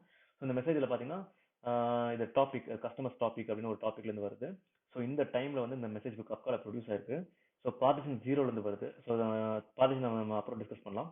அதுக்கப்புறம் இந்த மெசேஜோட வேல்யூ பாத்தீங்கன்னா இது வந்து ஒரு ரெக்கார்ட் இருக்கு. அந்த ரெக்கார்ட்ல 2 காலம் இருக்கு. ஓகேவா? ID, name. ஸோ இந்த ரெக்கார்ட் வந்து for the ID 100 and for this ID the name is Ajith. ஓகேவா? இப்படி இருக்கு. ஸோ இதுதான் வந்து ஒரு கப்கா மெசேஜ். ஸோ இந்த மெசேஜ்ல பாத்தீங்கன்னா ப்ரொடியூசர் வந்து கீ அனுப்பவே இல்லை. So key is optional. So so பாத்தீங்கன்னா நீங்க இந்த மெசேஜ் ஸ்ட்ரக்சரையும் இந்த எக்ஸாம்பிளையும் வந்து ரிலேட் பண்ணிக்கலாம். நான் திருப்பி எதுக்கு சொல்றேன்னா, இப்போ வந்து டேட்டா பேஸ்ல பாத்தீங்கன்னு வச்சுங்களேன், ஒரு டேபிள்ல 10 காலம் இருந்ததுன்னா அதுல ஒரு காலம் கீயா இருக்கலாம். ஓகேவா? மற்ற காலம்லாம் நார்மல் காலம்ஸ். ஸோ அந்த கீயையும் இந்த கீயும் குழப்பிக்க வேணாம். ஸோ இந்த கீ வேல்யூ டோட்டலா வேற. ஸோ கப்கால வந்து வேல்யூ தான் வந்து ஆக்சுவல் ரெக்கார்ட். ஓகேவா? இப்போ நம்ம கப்கா பார்ட்டிஷன்ஸ் பத்தி பார்க்கலாம். பார்ட்டிஷன்ஸ் வந்து கப்கால ரொம்ப ரொம்ப முக்கியமான கான்செப்ட். ஸோ கொஞ்சம் கிளியரா கவனிங்க. ஏன்னா நீங்க கஃப்கால ப்ராக்டிக்கலா ஒர்க் பண்ணும்போது பார்ட்டிஷன்ஸ் உங்களுக்கு புரியலன்னா நிறைய விஷயங்களை அண்டர்ஸ்டாண்ட் பண்றதுக்கு உங்களுக்கு ரொம்ப கஷ்டமா இருக்கும். ஸோ இப்போ நம்ம கிட்ட வந்து ஒரு கஃப்கா கிளஸ்டர் இருக்கு. It's 3 node cluster. ஸோ இங்க வந்து 3 புரோக்கர் இருக்கு. Broker 0, broker 1, broker 2. சரியா? இப்போ கஃப்காவை பொறுத்த வரைக்கும் ஒரு டாபிக் இருந்துச்சுன்னா அந்த டாபிக்கு கீழே இருக்கிற டேட்டா எல்லாத்தையுமே ஒரு சிங்கிள் ஃபைல்ல அது ஸ்டோர் பண்ணாது. அது என்ன பண்ணோம்னா ஒரு டாபிக்கை வந்து பார்ட்டிஷன்ஸா டிவைட் பண்ணிட்டு அந்த டேட்டாவெல்லாம் ஒரு ஒரு பார்ட்டிஷன்ஸ் கீழே ஸ்டோர் பண்ணும். ஸோ ஃபார் எக்ஸாம்பிள் இப்போ ஒரு டாபிக் இருக்குன்னு வைங்களேன், டாபிக் ஏ. இந்த டாபிக்கை கிரியேட் பண்ணும்போது நான் கஃப்கா கிட்ட சொல்றேன் create this topic with 2 partitions அப்படின்னு. ஸோ கஃப்கா என்ன பண்ணுனா P0, P1 அப்படின்னு 2 பார்ட்டிஷன்ஸை வந்து கிரியேட் பண்ணிடும். அதாவது ஒரு பார்ட்டிஷன் புரோக்கர் 0லயும் இன்னொரு பார்ட்டிஷன் புரோக்கர் 1லயும் வந்து கிரியேட் பண்ணிடும். இங்க வந்து நம்ம 3 நோட் கிளஸ்டர் யூஸ் பண்றோம். சரியா? அதனால தான் கஃப்கா வந்து இந்த பார்ட்டிஷன்ஸை யூனிஃபார்மா டிஸ்ட்ரிபியூட் பண்ணிருக்கு. இன்கேஸ் நம்ம கஃப்கா கிளஸ்டர்ல இந்த ஒரே ஒரு புரோக்கர் தான் இருந்துச்சுன்னா இந்த 2 பார்ட்டிஷன்ஸும் இந்த புரோக்கர் கீழே தான் வந்து கிரியேட் ஆயிருக்கும். சரியா? ஸோ இந்த 2 பார்ட்டிஷன்ஸும் டோட்டலா டிஸ்டிங்க்ட். அதாவது இந்த இப்போ ஒரு ப்ரொடியூசர் வந்து ஒரு மெசேஜ் அனுப்பிச்சதுன்னா இந்த பார்ட்டிஷன்ல ஸ்டோர் ஆகிற மெசேஜ் வந்து இந்த பார்ட்டிஷன்ல இருக்காது. அதே மாதிரி இந்த பார்ட்டிஷன்ல ஸ்டோர் ஆகிற மெசேஜ் வந்து இந்த பார்ட்டிஷன்ல இருக்காது. So partition is nothing but it's unit of storage in Kafka. சரியா? அடுத்தது ஏன் கஃப்கா இப்படி பண்ணுது? அதாவது ஒரு டாபிக் இருக்கு, அந்த டாபிக்கோட எல்லா ரெக்கார்டையும் ஒரே ஒரு ஃபைல்ல போடாம ஏன் இந்த மாதிரி செப்பரேட் பார்ட்டிஷன்ஸா ஸ்ப்ளிட் பண்ணுதுன்னா இதுக்கு நிறைய ரீசன்ஸ் இருக்கு. ஒரு ரொம்ப முக்கியமான ரீசன் வந்து அன்லிமிட்டெட் ஸ்கேலிங். இந்த அன்லிமிட்டட் ஸ்கேலிங்னா என்னங்கிறத நாம கன்சூமரை பத்தி பேசும்போது உங்களுக்கு கிளியரா புரியும். ஸோ அதனால நான் அப்போ உங்களுக்கு சொல்றேன்.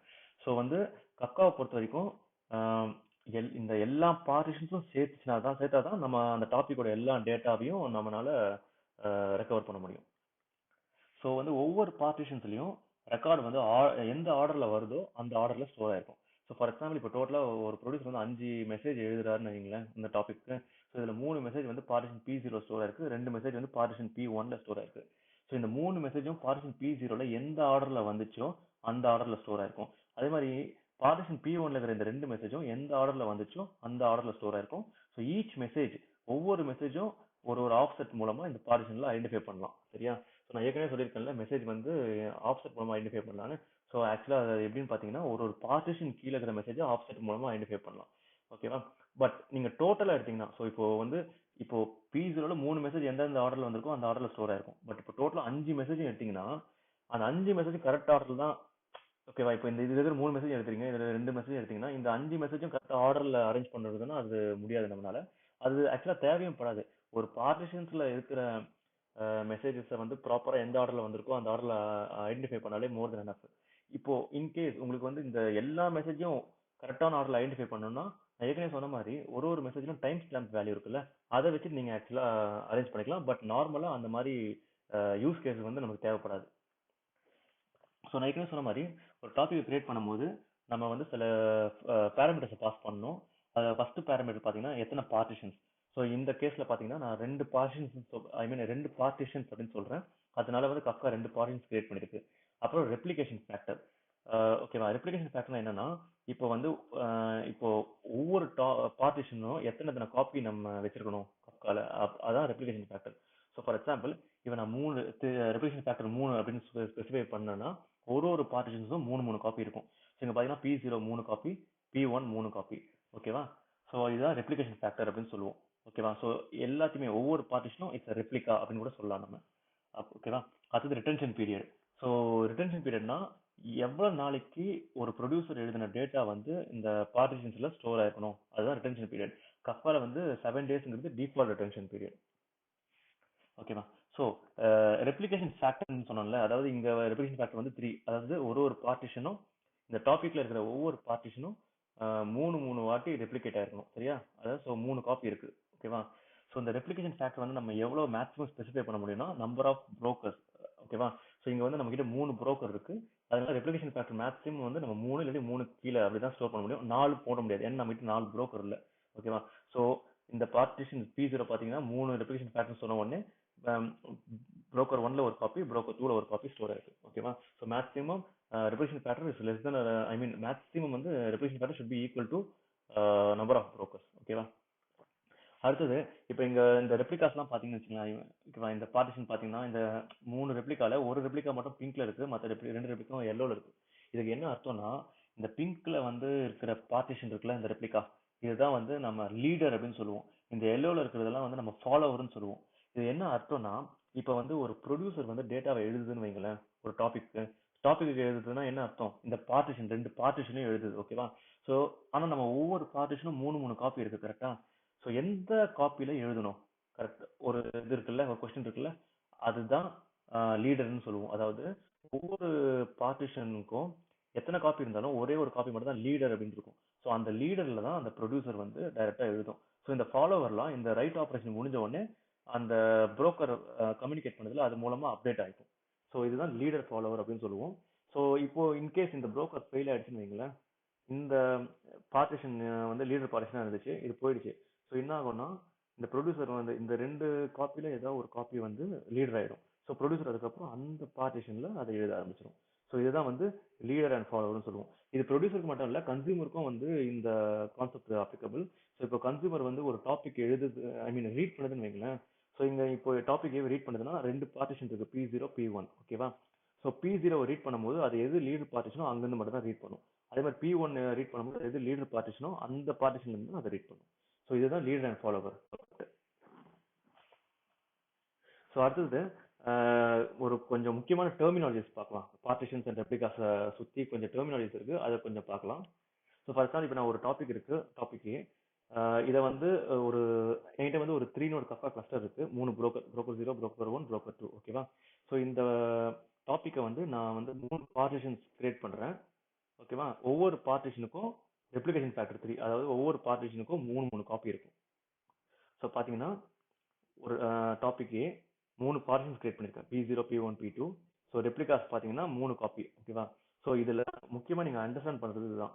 இதுல ஏன் 0 1 2 இருக்குன்னா, ஒரு ரெப்ளிகாவோட ஐடி புரோக்கரோட ஐடியோட ஈக்குவலண்டா இருக்கும். ஸோ ஃபார் எக்ஸாம்பிள் இந்த கேஸ்ல பார்ட்டிஷன் P0 ரெப்ளிகாஸ் பார்த்தீங்கன்னா 0 1 2, அதாவது இந்த பார்ட்டிஷன் புரோக்கர் 0ல இருக்கு, புரோக்கர் 1ல இருக்கு, புரோக்கர் 2ல இருக்கு. அதே மாதிரி இந்த பார்ட்டிஷன் புரோக்கர் 0 இருக்கு, புரோக்கர் 1ல இருக்கு, புரோக்கர் 2ல இருக்கு. ஸோ இதுதான் கான்செப்ட். அதுக்கடுத்து ஐஎஸ்ஆர்னா இன்சிங்க் ரெப்ளிகாஸ், அதாவது எந்தெந்த ரெப்ளிகா வந்து அவைலபிளா இருக்கு. ஸோ பாத்தீங்கன்னா இந்த பார்ட்டிஷனுக்கு மூணு ரெப்ளிகா இருக்கா. ஸோ இந்த மூணு ரெப்ளிகால எந்தெந்த ரெப்ளிகா வந்து லைவா இருக்கு, அதாவது கிராஷ் ஆகாம இருக்குன்னு அர்த்தம். ஸோ இந்த கேஸ்ல பாத்தீங்கன்னா மூணு ரெப்ளிகாவும் கிராஷ் ஆகாம இருக்கு, கரெக்டா. ஸோ இதுதான் இன்சிங்க் ரெப்ளிகாஸ்.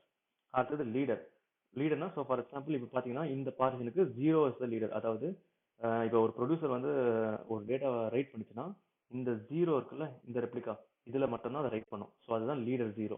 பட் இந்த பார்ட்டிஷன் 2 பாத்தீங்கன்னா லீடர் வந்து 2. ஸோ ப்ரொடியூசர் பார்ட்டிஷன் 2ல எழுதும்போது இந்த 2 இருக்கு பாத்தீங்களா, செகண்ட் புரோக்கர், ஐ மீன் புரோக்கர் நம்பர் 2, அந்த புரோக்கர்ல இருக்கிற இந்த பார்ட்டிஷனோட காப்பிக்கு மட்டும்தான் அந்த ப்ரொடியூசர் எழுதும். ஸோ இது வந்து கொஞ்சம் முக்கியமான கான்செப்ட். இதை புரிஞ்சிச்சுன்னா உங்களுக்கு வந்து கொஞ்சம் ஈஸியாக ஐடென்டிஃபை பண்ணிக்கலாம். ஸோ இவ்வளவுதான் வந்து பார்ட்டிஷன்ஸ் அண்ட் ரெப்ளிகாஸ். ஸோ நான் ஏற்கனவே சொன்ன மாதிரி ஒவ்வொரு replica ID is equal to the broker ID. அதுக்கப்புறம் ப்ரொடியூசர் வந்து எந்த ரெப்ளிகா வந்து லீடரோ, ஸோ இந்த பார்ட்டிஷன்ல எந்த ரெப்ளிகா லீடரோ அந்த லீடர்ல மட்டும் தான் எழுதும். மற்ற ரெப்ளிகாஸும் அதுக்கு அப்புறம் வந்து அந்த ரைட் ஆபரேஷன் முடிஞ்ச அப்புறம் அப்டேட் ஆயிடும். ஸோ இப்போ வந்து நம்ம கஃப்கா புரோக்கர்ஸ் கண்ட்ரோல்ஸை பற்றி பார்க்கலாம். ஸோ இந்நேரம் வந்து உங்களுக்கு அநேகமாக புரோக்கர்ஸ்னா என்னன்னு ஒரு கிளியரா ஒரு ஐடியா வந்திருக்கும். ஸோ நான் ஏற்கனவே சொன்ன மாதிரி புரோக்கர் வந்து ஒரு கஃப்கா server application running on host machine. அதாவது இப்போ வந்து ஒரு 3 நோட் கஃப்கா கிளஸ்டர் இருக்குன்னு வைங்களேன். ஸோ மூணு நோட் இருக்கு, ஸோ மூணு மிஷின்ஸ், ஸோ மூணு டிஃப்ரெண்ட் கம்ப்யூட்டர் மிஷின்ஸ் அப்படின்னு நீங்க கன்சிடர் பண்ணீங்க. ஸோ ஒவ்வொரு கம்ப்யூட்டர்லயும் ஒரு ஒரு கஃப்கா சர்வர் அப்ளிகேஷன் ரன் ஆகும். இந்த சர்வர் அப்ளிகேஷன் தான் நம்ம புரோக்கர்னு சொல்லுவோம். நார்மலா கஃப்காவை பத்தி பேசும்போது புரோக்கர்னா ஒரு மிஷின் ஒரு நோட் அப்படின்னு நம்ம சொல்லிக்கலாம். ஸோ இந்த இப்போ ஒரு மூணு புரோக்கர் இருக்குன்னு வைங்களேன். இந்த மூணு புரோக்கர்ல ஒரு புரோக்கர் வந்து கண்ட்ரோலர் அப்படின்ற ஒரு ரோலை பெர்ஃபார்ம் பண்ணும். ஸோ கண்ட்ரோலர்னா என்ன ஆக்சுவலா, ஓகே. ஸோ நார்மலா இந்த கண்ட்ரோலர், இந்த மூணு புரோக்கர்ல வந்து ஒரு புரோக்கர் கண்ட்ரோலர்னு சொன்னாங்கல்ல, அந்த கண்ட்ரோலர் எந்த புரோக்கர் கண்ட்ரோலரா இருக்கணும் அதை வந்து டிசைட் பண்றது வந்து ஜூ கீப்பர் தான். ஸோ இந்த கண்ட்ரோலர் என்ன பண்ணோம்னா, இப்போ ஒரு பார்ட்டிஷனுக்கு வந்து மூணு ரெப்ளிகா இருக்குன்னு வச்சுங்களேன், மூணு காப்பி இருக்குன்னு வச்சுங்களேன். இதுல எந்த காப்பி லீடரா இருக்கணும் அப்படிங்கறத டிசைட் பண்றது தான் வந்து இந்த கண்ட்ரோலர். அதே மாதிரி ஒவ்வொரு பார்ட்டிஷனோட ஸ்டேட்டையும் இந்த கண்ட்ரோலர் ட்ராக் பண்ணும். அதாவது இந்த பார்ட்டிஷன் வந்து புது பார்ட்டிஷனா, இல்ல இந்த பார்ட்டிஷன் வந்து டெலிட் பண்ணிட்டாங்களா, இல்ல இந்த பார்ட்டிஷன் அவைலபிளா இருக்கா, இல்ல இந்த பார்ட்டிஷன் இருக்கிற மிஷின் கிராஷ் ஆயிடுச்சா, இதெல்லாம் பாக்குறது தான் வந்து கண்ட்ரோலரோட வேலை. ஸோ எப்பவுமே வந்து இப்போ ஒரு மூணு புரோக்கர் இருக்குன்னா அதுல ஒரு புரோக்கர் வந்து கண்ட்ரோலரா இருக்கும். அந்த புரோக்கர் ஒரு வேளை கிராஷ் ஆயிடுச்சுன்னா ஜூ கீப்பர் வந்து மீதி இருக்கிற ரெண்டு புரோக்கர்ல எந்த புரோக்கர் கண்ட்ரோலரா இருக்கணும் அப்படிங்கறத ஜூ கீப்பர் வந்து டிசைட் பண்ணும். இப்போ அடுத்தது ஜூ கீப்பர். ஜூ கீப்பர் வந்து நான் ஏற்கனவே சொன்ன மாதிரி அதுவும் ஒரு கப்கா அப்ளிகேஷன் தான். பட் வந்து அது வந்து புரோக்கர் கூட ரன் ஆகாது. அது எக்ஸ்டர்னலாக கப்கா கிளஸ்டர்ல இருந்து தனியாக ரன் ஆகும். நார்மலா ப்ளூ ஜூ கீப்பர் வந்து ஒரு ஜூ கீப்பர் தான் இருக்கணும் அப்படின்ற அவசியம் கிடையாது. நம்ம வந்து மோர் தென் ஒன் ஜூ கீப்பர் கூட வச்சிருக்கலாம். இப்போ ஒரு ஃபார் எக்ஸாம்பிள் 3 ஜூ கீப்பர் இருந்துச்சுன்னா, அதாவது 3 டிஃபரெண்ட் மிஷின்ஸ்லயும் ஒரு ஜூ கீப்பர் அப்ளிகேஷன் ரன் ஆயிருக்கு அப்படின்னா 3 ஜூ கீப்பர்னு அர்த்தம். ஸோ இந்த 3 ஜூ கீப்பர் இருந்துச்சுன்னா இந்த 3 ஜூ கீப்பரும் ஒரு கிளஸ்டரா ஒர்க் பண்ணும். சரியா? எப்படி 3 புரோக்கரும் சேர்ந்து ஒரு கிளஸ்டரா ஒர்க் பண்ணுதோ அதே மாதிரி 3 ஜூ கீப்பரும் சேர்ந்து ஒரு கிளஸ்டரா ஒர்க் பண்ணும். நார்மலா அதாவது இப்போ உங்களுக்கு வந்து மோர் தென் ஒன் ஜூ கீப்பர் இருக்கணும் அப்படின்னு உங்களுக்கு இருந்துச்சுன்னா, அது எப்பவுமே வந்து நம்பர் ஆஃப் ஜூ கீப்பர் வந்து ஒரு ஆட் நம்பர்ல இருக்கணும். அதுக்கு நிறைய ரீசன்ஸ் இருக்கு. நான் வந்து இது அப்கமிங் வீடியோஸ்ல வந்து நான் கிளியரா இதை எக்ஸ்பிளைன் பண்றேன். ஏன் வந்து number of zookeeper should be an odd number அப்படின்னு சொல்லிட்டு. ஸோ ஜூ கீப்பரோட மெயின் வேலையே வந்து அது கப்கா கிளஸ்டரை மேனேஜ் பண்ற ஒரு அப்ளிகேஷன். ஸோ வந்து மேனேஜ் பண்றதுன்னா ஃபார் எக்ஸாம்பிள் இப்போ வந்து நிறைய புரோக்கர்ஸ் இருக்குன்னு வைங்களேன். எந்தெந்த புரோக்கர் அலைவா இருக்கு, எந்தெந்த புரோக்கர் வந்து கிராஷ் ஆயிடுச்சு, இந்த மாதிரி இன்ஃபர்மேஷனை வந்து அதை ட்ராக் பண்ணும். அதே மாதிரி நான் ஏற்கனவே சொன்ன மாதிரி இப்போ 3 புரோக்கர் இருந்ததுன்னா அந்த புரோக்கர்ல எந்த புரோக்கர் வந்து புது கண்ட்ரோலரா இருக்கணும் அப்படின்னு சொல்லி டிசைட் பண்றது இது எல்லாமே ஜூ கீப்பர் தான் பண்ணும். அப்புறம் வந்து மெட்டாடேட்டா இன்ஃபர்மேஷனே வந்து ஜூ கீப்பர்ல வந்து ஸ்டோர் ஆயிருக்கும். ஸோ ஃபார் எக்ஸாம்பிள் வந்து என்னென்ன டாபிக் வந்து கப்கா கிளஸ்டர்ல கிரியேட் ஆயிருக்கு, ஓகேவா, ஒவ்வொரு டாப்பிக்கும் எத்தனை பார்ட்டிஷன்ஸ் இருக்கு, அப்புறம் ஒவ்வொரு பார்ட்டிஷன்ஸும் எந்தெந்த புரோக்கர்ல வந்து லொக்கேட் ஆயிருக்கு. ஸோ இந்த மாதிரி இன்ஃபர்மேஷன்ஸ் எல்லாம் வந்து என்ன இந்த ஜூ கீப்பர் வந்து வச்சிருக்கோம். அப்புறம் வந்து ஏசிஎல்ஸ் அப்படின்ற ஒரு இன்ஃபர்மேஷனும் ஜூ கீப்பர் வச்சிருக்கோம். ஏசிஎல்னா என்னன்னா access control list. For example இப்போ வந்து ஒரு டாபிக் இருக்குன்னு வைங்களேன் கப்கால, அந்த டாபிக்கை வந்து யார் யார் வந்து ரீட் பண்ணலாம், யார் யார் ரைட் பண்ணலாம்னு சொல்லிட்டு ஒரு ஆக்சஸ் கண்ட்ரோலை வந்து செட் பண்ணிருப்போம். ஓகேவா? இந்த access control information for each topic அது வந்து ஜூ கீப்பர்ல தான் வந்து ஸ்டோர் ஆயிருக்கும். ஸோ நம்ம இப்போ வந்து கப்கா ப்ரொடியூசர்ஸ் பத்தி பார்க்கலாம். ஸோ ப்ரொடியூசர்ஸ்னா யாருன்னா எந்த அப்ளிகேஷன்ஸ் வந்து கப்காக்கு மெசேஜ் அனுப்புதோ அந்த அப்ளிகேஷன்ஸ் தான் ப்ரொடியூசர் அப்ளிகேஷன்ஸ் அப்படின்னு சொல்லுவோம். ஸோ ஃபார் எக்ஸாம்பிள் வந்து ஒரு டேட்டா பேஸ் சிஸ்டம்ல வந்து ஒரு பேக் அண்ட் அப்ளிகேஷன் வந்து டேட்டா எழுதும்ல, அந்த பேக் அண்ட் அப்ளிகேஷன் தான் ப்ரொடியூசர். ஓகேவா? ஸோ டேட்டா பப்ளிஷிங் ஸ்ட்ராட்டஜி, அதாவது இப்போ வந்து ஒரு ப்ரொடியூசர் இருக்கு. அந்த ப்ரொடியூசர் வந்து ஒரு டாபிக்கு மெசேஜ் அனுப்புதுன்னு வைங்களேன். இப்போ அந்த டாபிக்கு 3 பார்ட்டிஷன்ஸ் இருக்கு, P0, P1, P2. ஸோ எந்த பார்ட்டிஷன்ல இந்த ப்ரொடியூசர் அனுப்புற மெசேஜ் ஸ்டோர் ஆகணும் அப்படின்ற ஒரு கான்செப்ட் இருக்குல்ல, இந்த கான்செப்டுக்கு பேர் தான் டேட்டா பப்ளிஷிங் ஸ்ட்ராட்டஜி. ஸோ வந்து இதுக்கு சர்டன் செட் ஆஃப் ரூல்ஸ் இருக்கு. ஸோ ஃபர்ஸ்ட் ரூல், இப்போ வந்து ஒரு ப்ரொடியூசர் வந்து ஒரு டாபிக் மெசேஜ் எழுதுதுன்னா ஃபர்ஸ்ட் அந்த டாபிக்கோட கான்ஃபிகரேஷனை படிச்சு பார்ப்போம். ஸோ படிச்சு பார்த்தோன்னே ப்ரொடியூசருக்கு தெரிய வரும், ஓகே இந்த டாபிக்கு வந்து 3 பார்ட்டிஷன் இருக்கு, P0, P1, P2. ஸோ என்ன பண்ணும் ப்ரொடியூசர்னா எக்ஸ்பிளிசிட்டா ஒரு பார்ட்டிஷன் ஐடியை வந்து அந்த மெசேஜ்ல ஸ்பெசிஃபை பண்ணும். ஸோ இப்படி எக்ஸ்பிளிசிட்டா ஸ்பெசிஃபை பண்ணுச்சுன்னா கப்கா வந்து அந்த பார்ட்டிஷன்ல வந்து இந்த மெசேஜை ஸ்டோர் பண்ணும். இன்கேஸ் ப்ரொடியூசர் வந்து எக்ஸ்பிளிசிட்டா பார்ட்டிஷன் ஐடியை ஸ்பெசிஃபை பண்ணலன்னு வைங்களேன், ஸோ ப்ரொடியூசரோட அனுப்புற மெசேஜ்ல கீ ஸ்பெசிஃபை ஆயிருக்கா அப்படின்னு கப்கா பார்க்கும். இன்கேஸ் கீ இருந்துச்சுன்னா கப்கா என்ன பண்ணோம்னா இந்த கீயையும் அந்த டாபிக்கு டோட்டலா எத்தனை பார்ட்டிஷன்ஸ் இருக்கு அந்த இன்ஃபர்மேஷன் யூஸ் பண்ணி ஒரு ஹாஷ் ஃபங்க்ஷன் கம்ப்யூட் பண்ணி எந்த பார்ட்டிஷன்ல ஸ்டோர் பண்ணணுமோ அந்த பார்ட்டிஷன்ல வந்து அந்த மெசேஜ் ஸ்டோர் பண்ணும். சரியா? ஸோ இன்கேஸ் ப்ரொடியூசர் வந்து பார்ட்டிஷன் ஐடியும் ஸ்பெசிஃபை பண்ணல, அதே சமயத்துல அதை அனுப்புற மெசேஜ்ல கீயும் இல்லைன்னு வைங்களேன், கப்கா வந்து ரவுண்ட் ராபின் மெத்தட் யூஸ் பண்ணி அந்த மெசேஜை வந்து ஸ்டோர் பண்ணிடும். ஸோ ரவுண்ட் ராபின்னா ஃபார் எக்ஸாம்பிள் இப்போ அந்த டாபிக்கு 3 பார்ட்டிஷன்ஸ் இருந்ததுன்னா ஃபர்ஸ்ட் ப்ரொடியூஸ் பண்ற மெசேஜ் வந்து ஃபர்ஸ்ட் பார்ட்டிஷன், செகண்ட் ப்ரொடியூஸ் பண்ற மெசேஜ் செகண்ட் பார்ட்டிஷன், தேர்ட் வர மெசேஜ் தேர்ட் பார்ட்டிஷன், அப்புறம் ஃபோர்த் வர மெசேஜ் வந்து ஃபர்ஸ்ட் பார்ட்டிஷன், ஃபிஃப்த் வர மெசேஜ் செகண்ட் பார்ட்டிஷன். ஸோ இதுதான் round robin method. So normally இதுதான் வந்து ஒரு டிஃபால்ட் ஸ்ட்ராட்டஜி. ஸோ ஒரு பார்ட்டிஷன் எந்த பார்ட்டிஷன் அப்படின்னு டிசைட் ஆயிடுச்சுன்னா அப்புறம் அந்த பார்ட்டிஷன் வந்து அந்த ப்ரொடியூசருக்கு அசைன் ஆயிடும். அதுக்கப்புறம் ப்ரொடியூசர் வந்து அந்த பார்ட்டிஷன் லீடர்ல அந்த மெசேஜ் எழுதிடும். அதாவது இப்போ ஒரு பார்ட்டிஷன் இருக்கு, இப்போ ஒரு டாபிக் இருக்கு, அந்த டாபிக் வந்து 3 பார்ட்டிஷன்ஸ் இருக்குன்னு வைங்களேன். இப்போ பார்ட்டிஷன் P0 வந்து அசைன் ஆகுது. ஓகேவா? ஸோ இந்த பார்ட்டிஷன் P0க்கு 3 காப்பி இருக்கும், கரெக்டா? 3 ரெப்ளிகா. ஸோ இந்த 3 ரெப்ளிகால ஒரு ரெப்ளிகா லீடர் ரெப்ளிகா, மற்ற ரெண்டுமே ஃபாலோவர் ரெப்ளிகா. ஸோ ப்ரொடியூசர் வந்து இந்த ரீடர் ரெப்ளிகால மட்டும்தான் இந்த ரைட்ஸ் எழுதும். அந்த ரைட்ஸ் முடிஞ்ச உடனே அந்த மற்ற 2 ஃபாலோவர் ரெப்ளிகா அப்புறம் அப்டேட் ஆயிடும். ஸோ அடுத்து வந்து கப்கா கன்சியூமர்ஸ். ஸோ கன்சியூமர்ஸ் வந்து ப்ரொடியூசர்ஸ்க்கு ஆப்போசிட். அதாவது எந்தெந்த அப்ளிகேஷன்ஸ் வந்து கப்கா மெசேஜஸ் ரீட் பண்ணுதோ அந்த அப்ளிகேஷன்ஸ் பேர் தான் வந்து கன்சியூமர் அப்ளிகேஷன்ஸ் அப்படின்னு சொல்லுவோம். ஸோ கன்சியூமர்ஸ் எப்படி ஐடென்டிஃபை பண்ணுவோம்னா ஃபார் எக்ஸாம்பிள் இப்போ வந்து ஒரு டாபிக் இருக்குன்னு வைங்களேன், அந்த டாப்பிக்கை வந்து ஒரு 10 அப்ளிகேஷன்ஸ் ரீட் பண்ணுதுன்னா கப்காக்கு தெரியணும்ல எந்தெந்த கன்சியூமர்ஸ் வந்து இந்த டாப்பிக்கை ரீட் பண்ணுதுன்னு. அதுக்கு தான் நம்ம கன்சியூமர் குரூப் அப்படின்னு சொல்லிட்டு ஒரு லாஜிக்கல் குரூப் நேம் யூஸ் பண்ணுவோம். ஸோ வந்து ஒரு கன்சியூமர் இருக்கு, அந்த கன்சியூமர் வந்து ஒரு டாபிக் ரீட் பண்ணுது. ஸோ ஸோ ரீட் பண்ணும்போது அது ஸ்பெசிஃபை பண்ணும் ஒரு குரூப் நேம். ஓகேவா? ஸோ இந்த குரூப் நேம் ஸ்பெசிஃபை பண்ணும்போது என்ன கப்கா ஐடென்டிஃபை அண்டர்ஸ்டாண்ட் பண்ணிக்கணும், ஓகே இந்த அப்ளிகேஷன் சார்பா இந்த கன்சூமர் வந்து இந்த டாபிக்கை ரீட் பண்ணுது அப்படின்னு சொல்லி கப்கா அண்டர்ஸ்டாண்ட் பண்ணிக்கும். சரியா? ஸோ ஒரு கன்சியூமர் குரூப்பும் எனி நம்பர் ஆஃப் டாபிக்ஸ்க்கு சப்ஸ்கிரைப் பண்ணிக்கலாம். அதாவது இப்போ வந்து ஒரு கன்சியூமர் குரூப் இருக்கு. இந்த கன்சியூமர் குரூப் அதாவது ஒரு அப்ளிகேஷன் இருக்கு. இந்த அப்ளிகேஷனோட மெயின் வேலை என்னன்னா ஒரு டேட்டா வேற ஒரு சிஸ்டம் வந்து அப்டேட் பண்ணணும். ஓகேவா? பட் இந்த அப்டேட் பண்ண வேண்டிய ஆப்ரேஷனுக்கு வந்து தேவைப்படுற டேட்டா ஒரு 3 டாபிக்ல ஸ்கேட்டர் ஆயிருக்குன்னா இந்த கன்சியூமர் குரூப் வந்து அந்த 3 டாபிக்கையும் ஒரே டைம்ல சப்ஸ்கிரைப் பண்ணிக்கலாம். ஸோ இதுதான் இதோட பெரிய அட்வான்டேஜ். ஸோ ஒரு கன்சியூமர் குரூப்புக்கும் எவ்வளோ நம்பர் ஆஃப் கன்சியூமர்ஸ் இருக்கணும்னா இப்போ ஃபார் எக்ஸாம்பிள் ஒரு கன்சியூமர் குரூப் வந்து ஒரு 2 டாபிக்கு சப்ஸ்கிரைப் பண்ணுதுன்னு வச்சுக்கோங்களேன். டாபிக் ஏ, டாபிக் பி. இப்போ டாபிக் ஏல 3 பார்ஷன், டாபிக் பில 2 பார்ஷன் இருக்குதுன்னா டோட்டலா 5 பார்ஷன்ஸ். கரெக்டா?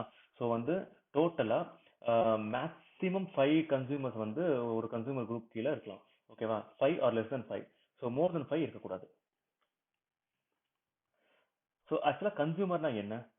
ஓகேவா? ஸோ கன்சூமர் குரூப்னா நமக்கு தெரிஞ்சு ஒரு அப்ளிகேஷன் ஐடென்டிஃபை பண்ணுறதுக்கு ஒரு லாஜிக்கல் குரூப் நேம், அந்த குரூப்புக்கு கீழே எவ்வளோ நம்பர் ஆஃப் கன்சூமர்ஸ் வேணாலும் இருக்கலாம். கரெக்டா? பட் கன்சூமர்னா என்ன? ஸோ கன்சூமர்னா ஒண்ணுமே இல்லை, ஒரு செப்பரேட் ப்ராசஸ், அவ்வளவுதான். ஓகேவா? ஒரு ப்ராசஸ், அந்த ப்ராசஸ் என்ன பண்ணணும்னா கப்கால இருந்து ரீட் பண்ணி டவுன் ஸ்ட்ரீம் திங்ஸா பண்ணும். அதாவது ஒரு டேட்டா வேற அப்டேட் பண்றதோ இல்ல ஒரு ஃபைல்ல ஸ்டோர் பண்றதோ ஏதாவது பண்ணும். இதுதான் கன்சூமர் அப்ளிகேஷன். இது வந்து ஒரு செப்பரேட் ப்ராசஸ். இந்த ப்ராசஸ் வந்து ஒரே சேம் மிஷின்ல ரன் பண்ணலாம். இப்போ ஃபார் எக்ஸாம்பிள் ஒரு கன்சூமர் குரூப்புக்கு 5 கன்சூமர்ஸ் இருந்தாலும் 5 கன்சூமர் ப்ராசஸும் சேம் மிஷின்ல ரன் பண்ணலாம். இல்ல ஒரு கன்சூமர் ப்ராசஸும் டிஃபரெண்ட் மிஷின்ஸ்ல ரன் பண்ணலாம். ஓகேவா? ஸோ அவங்க வந்து அந்த கன்சூமர் குரூப் நேம் ஸ்பெசிஃபை பண்றது மூலமா கப்காவுக்கு தெரிய வரும் எல்லா கன்சூமர்ஸும் ஒரு சிங்கிள் அப்ளிகேஷனுக்கு உடைய கன்சூமர் அப்படின்னு சொல்லிட்டு. ஓகேவா? ஸோ கன்சூமர் வந்து சப்ஸ்கிரைப் பண்ண ஆரம்பிச்ச அப்புறம் கப்கா வந்து அந்த ஒரு பார்ட்டிஷனும் அந்த கன்சூமருக்கு வந்து அசைன் பண்ணும். ஸோ உங்களுக்கு இப்போ கொஞ்சம் கன்ஃபியூஷனா இருந்துச்சுன்னா அடுத்த ஸ்லைட்ல உங்களுக்கு கொஞ்சம் கிளியரா புரியும். ஸோ இங்க வந்து நம்ம இப்போ ஒரு எக்ஸாம்பிள் பார்க்கலாம். ஸோ இப்போ ஒரு கன்சூமர் குரூப் இருக்கு. அந்த கன்சூமர் குரூப் வந்து 2 டாபிக் சப்ஸ்கிரைப் பண்ணுது. ஒன்னு டாபிக் ஏ, இன்னொரு டாபிக் பி. இப்போ டாபிக் ஏக்கு வந்து 3 பார்ட்டிஷன்ஸ் இருக்கு. டாபிக் பிக்கு வந்து 2 பார்ட்டிஷன்ஸ் இருக்கு. ஸோ இப்போ வந்து இந்த கன்சூமர் குரூப் கீழே வந்து 5 கன்சூமர் இருந்ததுன்னு வைங்களேன். கப்கா என்ன பண்ணோம்னா ஒவ்வொரு பார்ட்டிஷனையும் பேரலா ஒரு கன்சூமருக்கு அசைன் பண்ணிடும். கரெக்டா? ஸோ ஒவ்வொரு கன்சூமரும் பேரலா இதை ரீட் பண்ணிட்டே இருக்கலாம். ஓகேவா? ஸோ நம்ம பார்ட்டிஷன்ஸ் பத்தி பார்க்கும்போது அன்லிமிட்டட் ஸ்கேலிங் அப்படின்னு சொல்லிட்டு ஒரு கான்செப்ட் பார்த்தோம், ஞாபகம் இருக்குல்ல? ஸோ இதுதான் அன்லிமிட்டட் ஸ்கேலிங். ஸோ எதுக்கு வந்து கப்கா வந்து ஒரு டாபிக்ல இருக்கிற டேட்டாவை ஒரு சிங்கிள் ஃபைல்ல ஸ்டோர் பண்ணாம ஒரு பார்ட்டிஷன்ஸா ஸ்டோர் பண்ணுதோ அதுக்கு இதுதான் மெயின் காரணம். அதாவது ஒரு பார்ட்டிஷன்ஸ் மூலமா ஸ்டோர் பண்ணனால என்ன ஆகுதுன்னா நம்ம வந்து எவ்வளவு பார்ட்டிஷன்ஸ் இருக்கோ அவ்வளவு கன்சூமர்ஸ் கிரியேட் பண்ணிட்டு ஒவ்வொரு கன்சூமரும் பேரலா கன்சூம் பண்ணிக்கலாம். ஏன்னா இந்த பார்ட்டிஷன்ல இருக்கிற மெசேஜ் இந்த பார்ட்டிஷன்ல இருக்காது. கரெக்டா? ஸோ என்ன பண்ணும், ஒரு கன்சூமர் பேரலா ரீட் பண்ணும்போது எல்லா டேட்டாவும் ஒரே டைம்ல ரீட் ஆயிடும். இதுதான் வந்து அன்லிமிட்டட் ஸ்கேலிங். ஸோ இதனாலதான் நம்ம வந்து கப்கா வந்து பார்ட்டிஷன்ஸா டாபிக்கை வந்து ஸ்பிளிட் பண்ணி டேட்டாவை வந்து பார்ட்டிஷன்ஸ் கீழே ஸ்டோர் பண்ணுது. சரியா? ஸோ இந்த கேஸ்ல பாத்தீங்கன்னா நம்ம இங்க 5 கன்சூமர் இருக்கு. ஸோ இன்கேஸ் அந்த கன்சூமர் குரூப் கீழே 3 கன்சூமர் இருந்துச்சுன்னா என்ன ஆகும்னா இப்போ பாத்தீங்கன்னா ஃபர்ஸ்ட் 3 பார்ட்டிஷன் 3 கன்சூமருக்கும் அசைன் ஆயிடுதா. பட் அடுத்த 2 பார்ட்டிஷன் என்ன ஆகுதுன்னா பார்ட்டிஷன் இந்த பிபி0 வந்து C1க்கு போகுது, பிபி1 வந்து C2க்கு போகுது. இன்கேஸ் கன்சூமர் குரூப் கிட்ட 6 கன்சூமர்ஸ் இருந்ததுன்னா என்ன ஆகும் பாத்தீங்கன்னா 5 பார்ட்டிஷனும் 5 கன்சூமர்ஸ்க்கு அசைன் ஆயிடும்.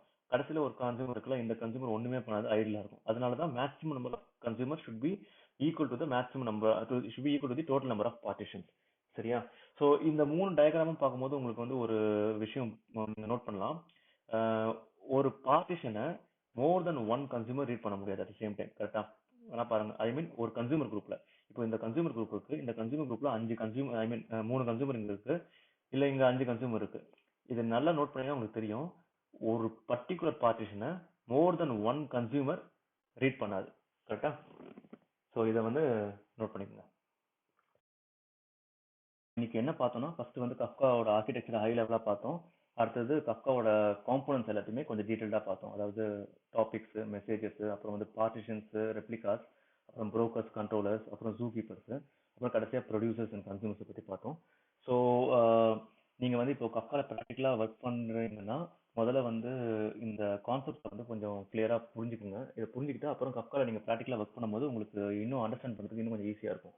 ஸோ அப்கமிங் வீடியோஸ்ல வந்து நான் வந்து என்ன பண்ணுவேன்னா கஃப்காவை வந்து ப்ராக்டிக்கலா நீங்க எப்படி கஃப்கால ஒர்க் பண்ணலாம், அதாவது உங்க லோக்கல் லேப்டாப்ல எப்படி வந்து கஃப்காவை இன்ஸ்டால் பண்ணி எப்படி ஒரு பேசிக் ப்ரொடியூசர் கன்சூமர் அப்ளிகேஷன் எப்படி எழுதலாம், அதே மாதிரி clients for example Python, Scala, இந்த மாதிரி கிளைண்ட்ஸ் யூஸ் பண்ணி எப்படி கஃப்கா ப்ரொடியூசர் கன்சூமர்ஸ் எழுதலாம், அதுக்கப்புறம் வந்து பிக் டேட்டா வந்து கஃப்கால எப்படி ப்ராசஸ் பண்ணலாம், ஸ்பார்க், கஃப்கா இதெல்லாம் வந்து எப்படி ஒரே டைம்ல வந்து இன்டகிரேட் பண்ணி யூஸ் பண்ணலாம், இந்த மாதிரி எக்ஸாம்பிள்ஸ்லாம் வந்து நான் ப்ராக்டிக்கலாக உங்களுக்கு எக்ஸ்பிளைன் பண்ணுவேன். ஸோ உங்களுக்கு வந்து இந்த வீடியோ பிடிச்சிருந்ததுன்னா please subscribe to my channel. நன்றி.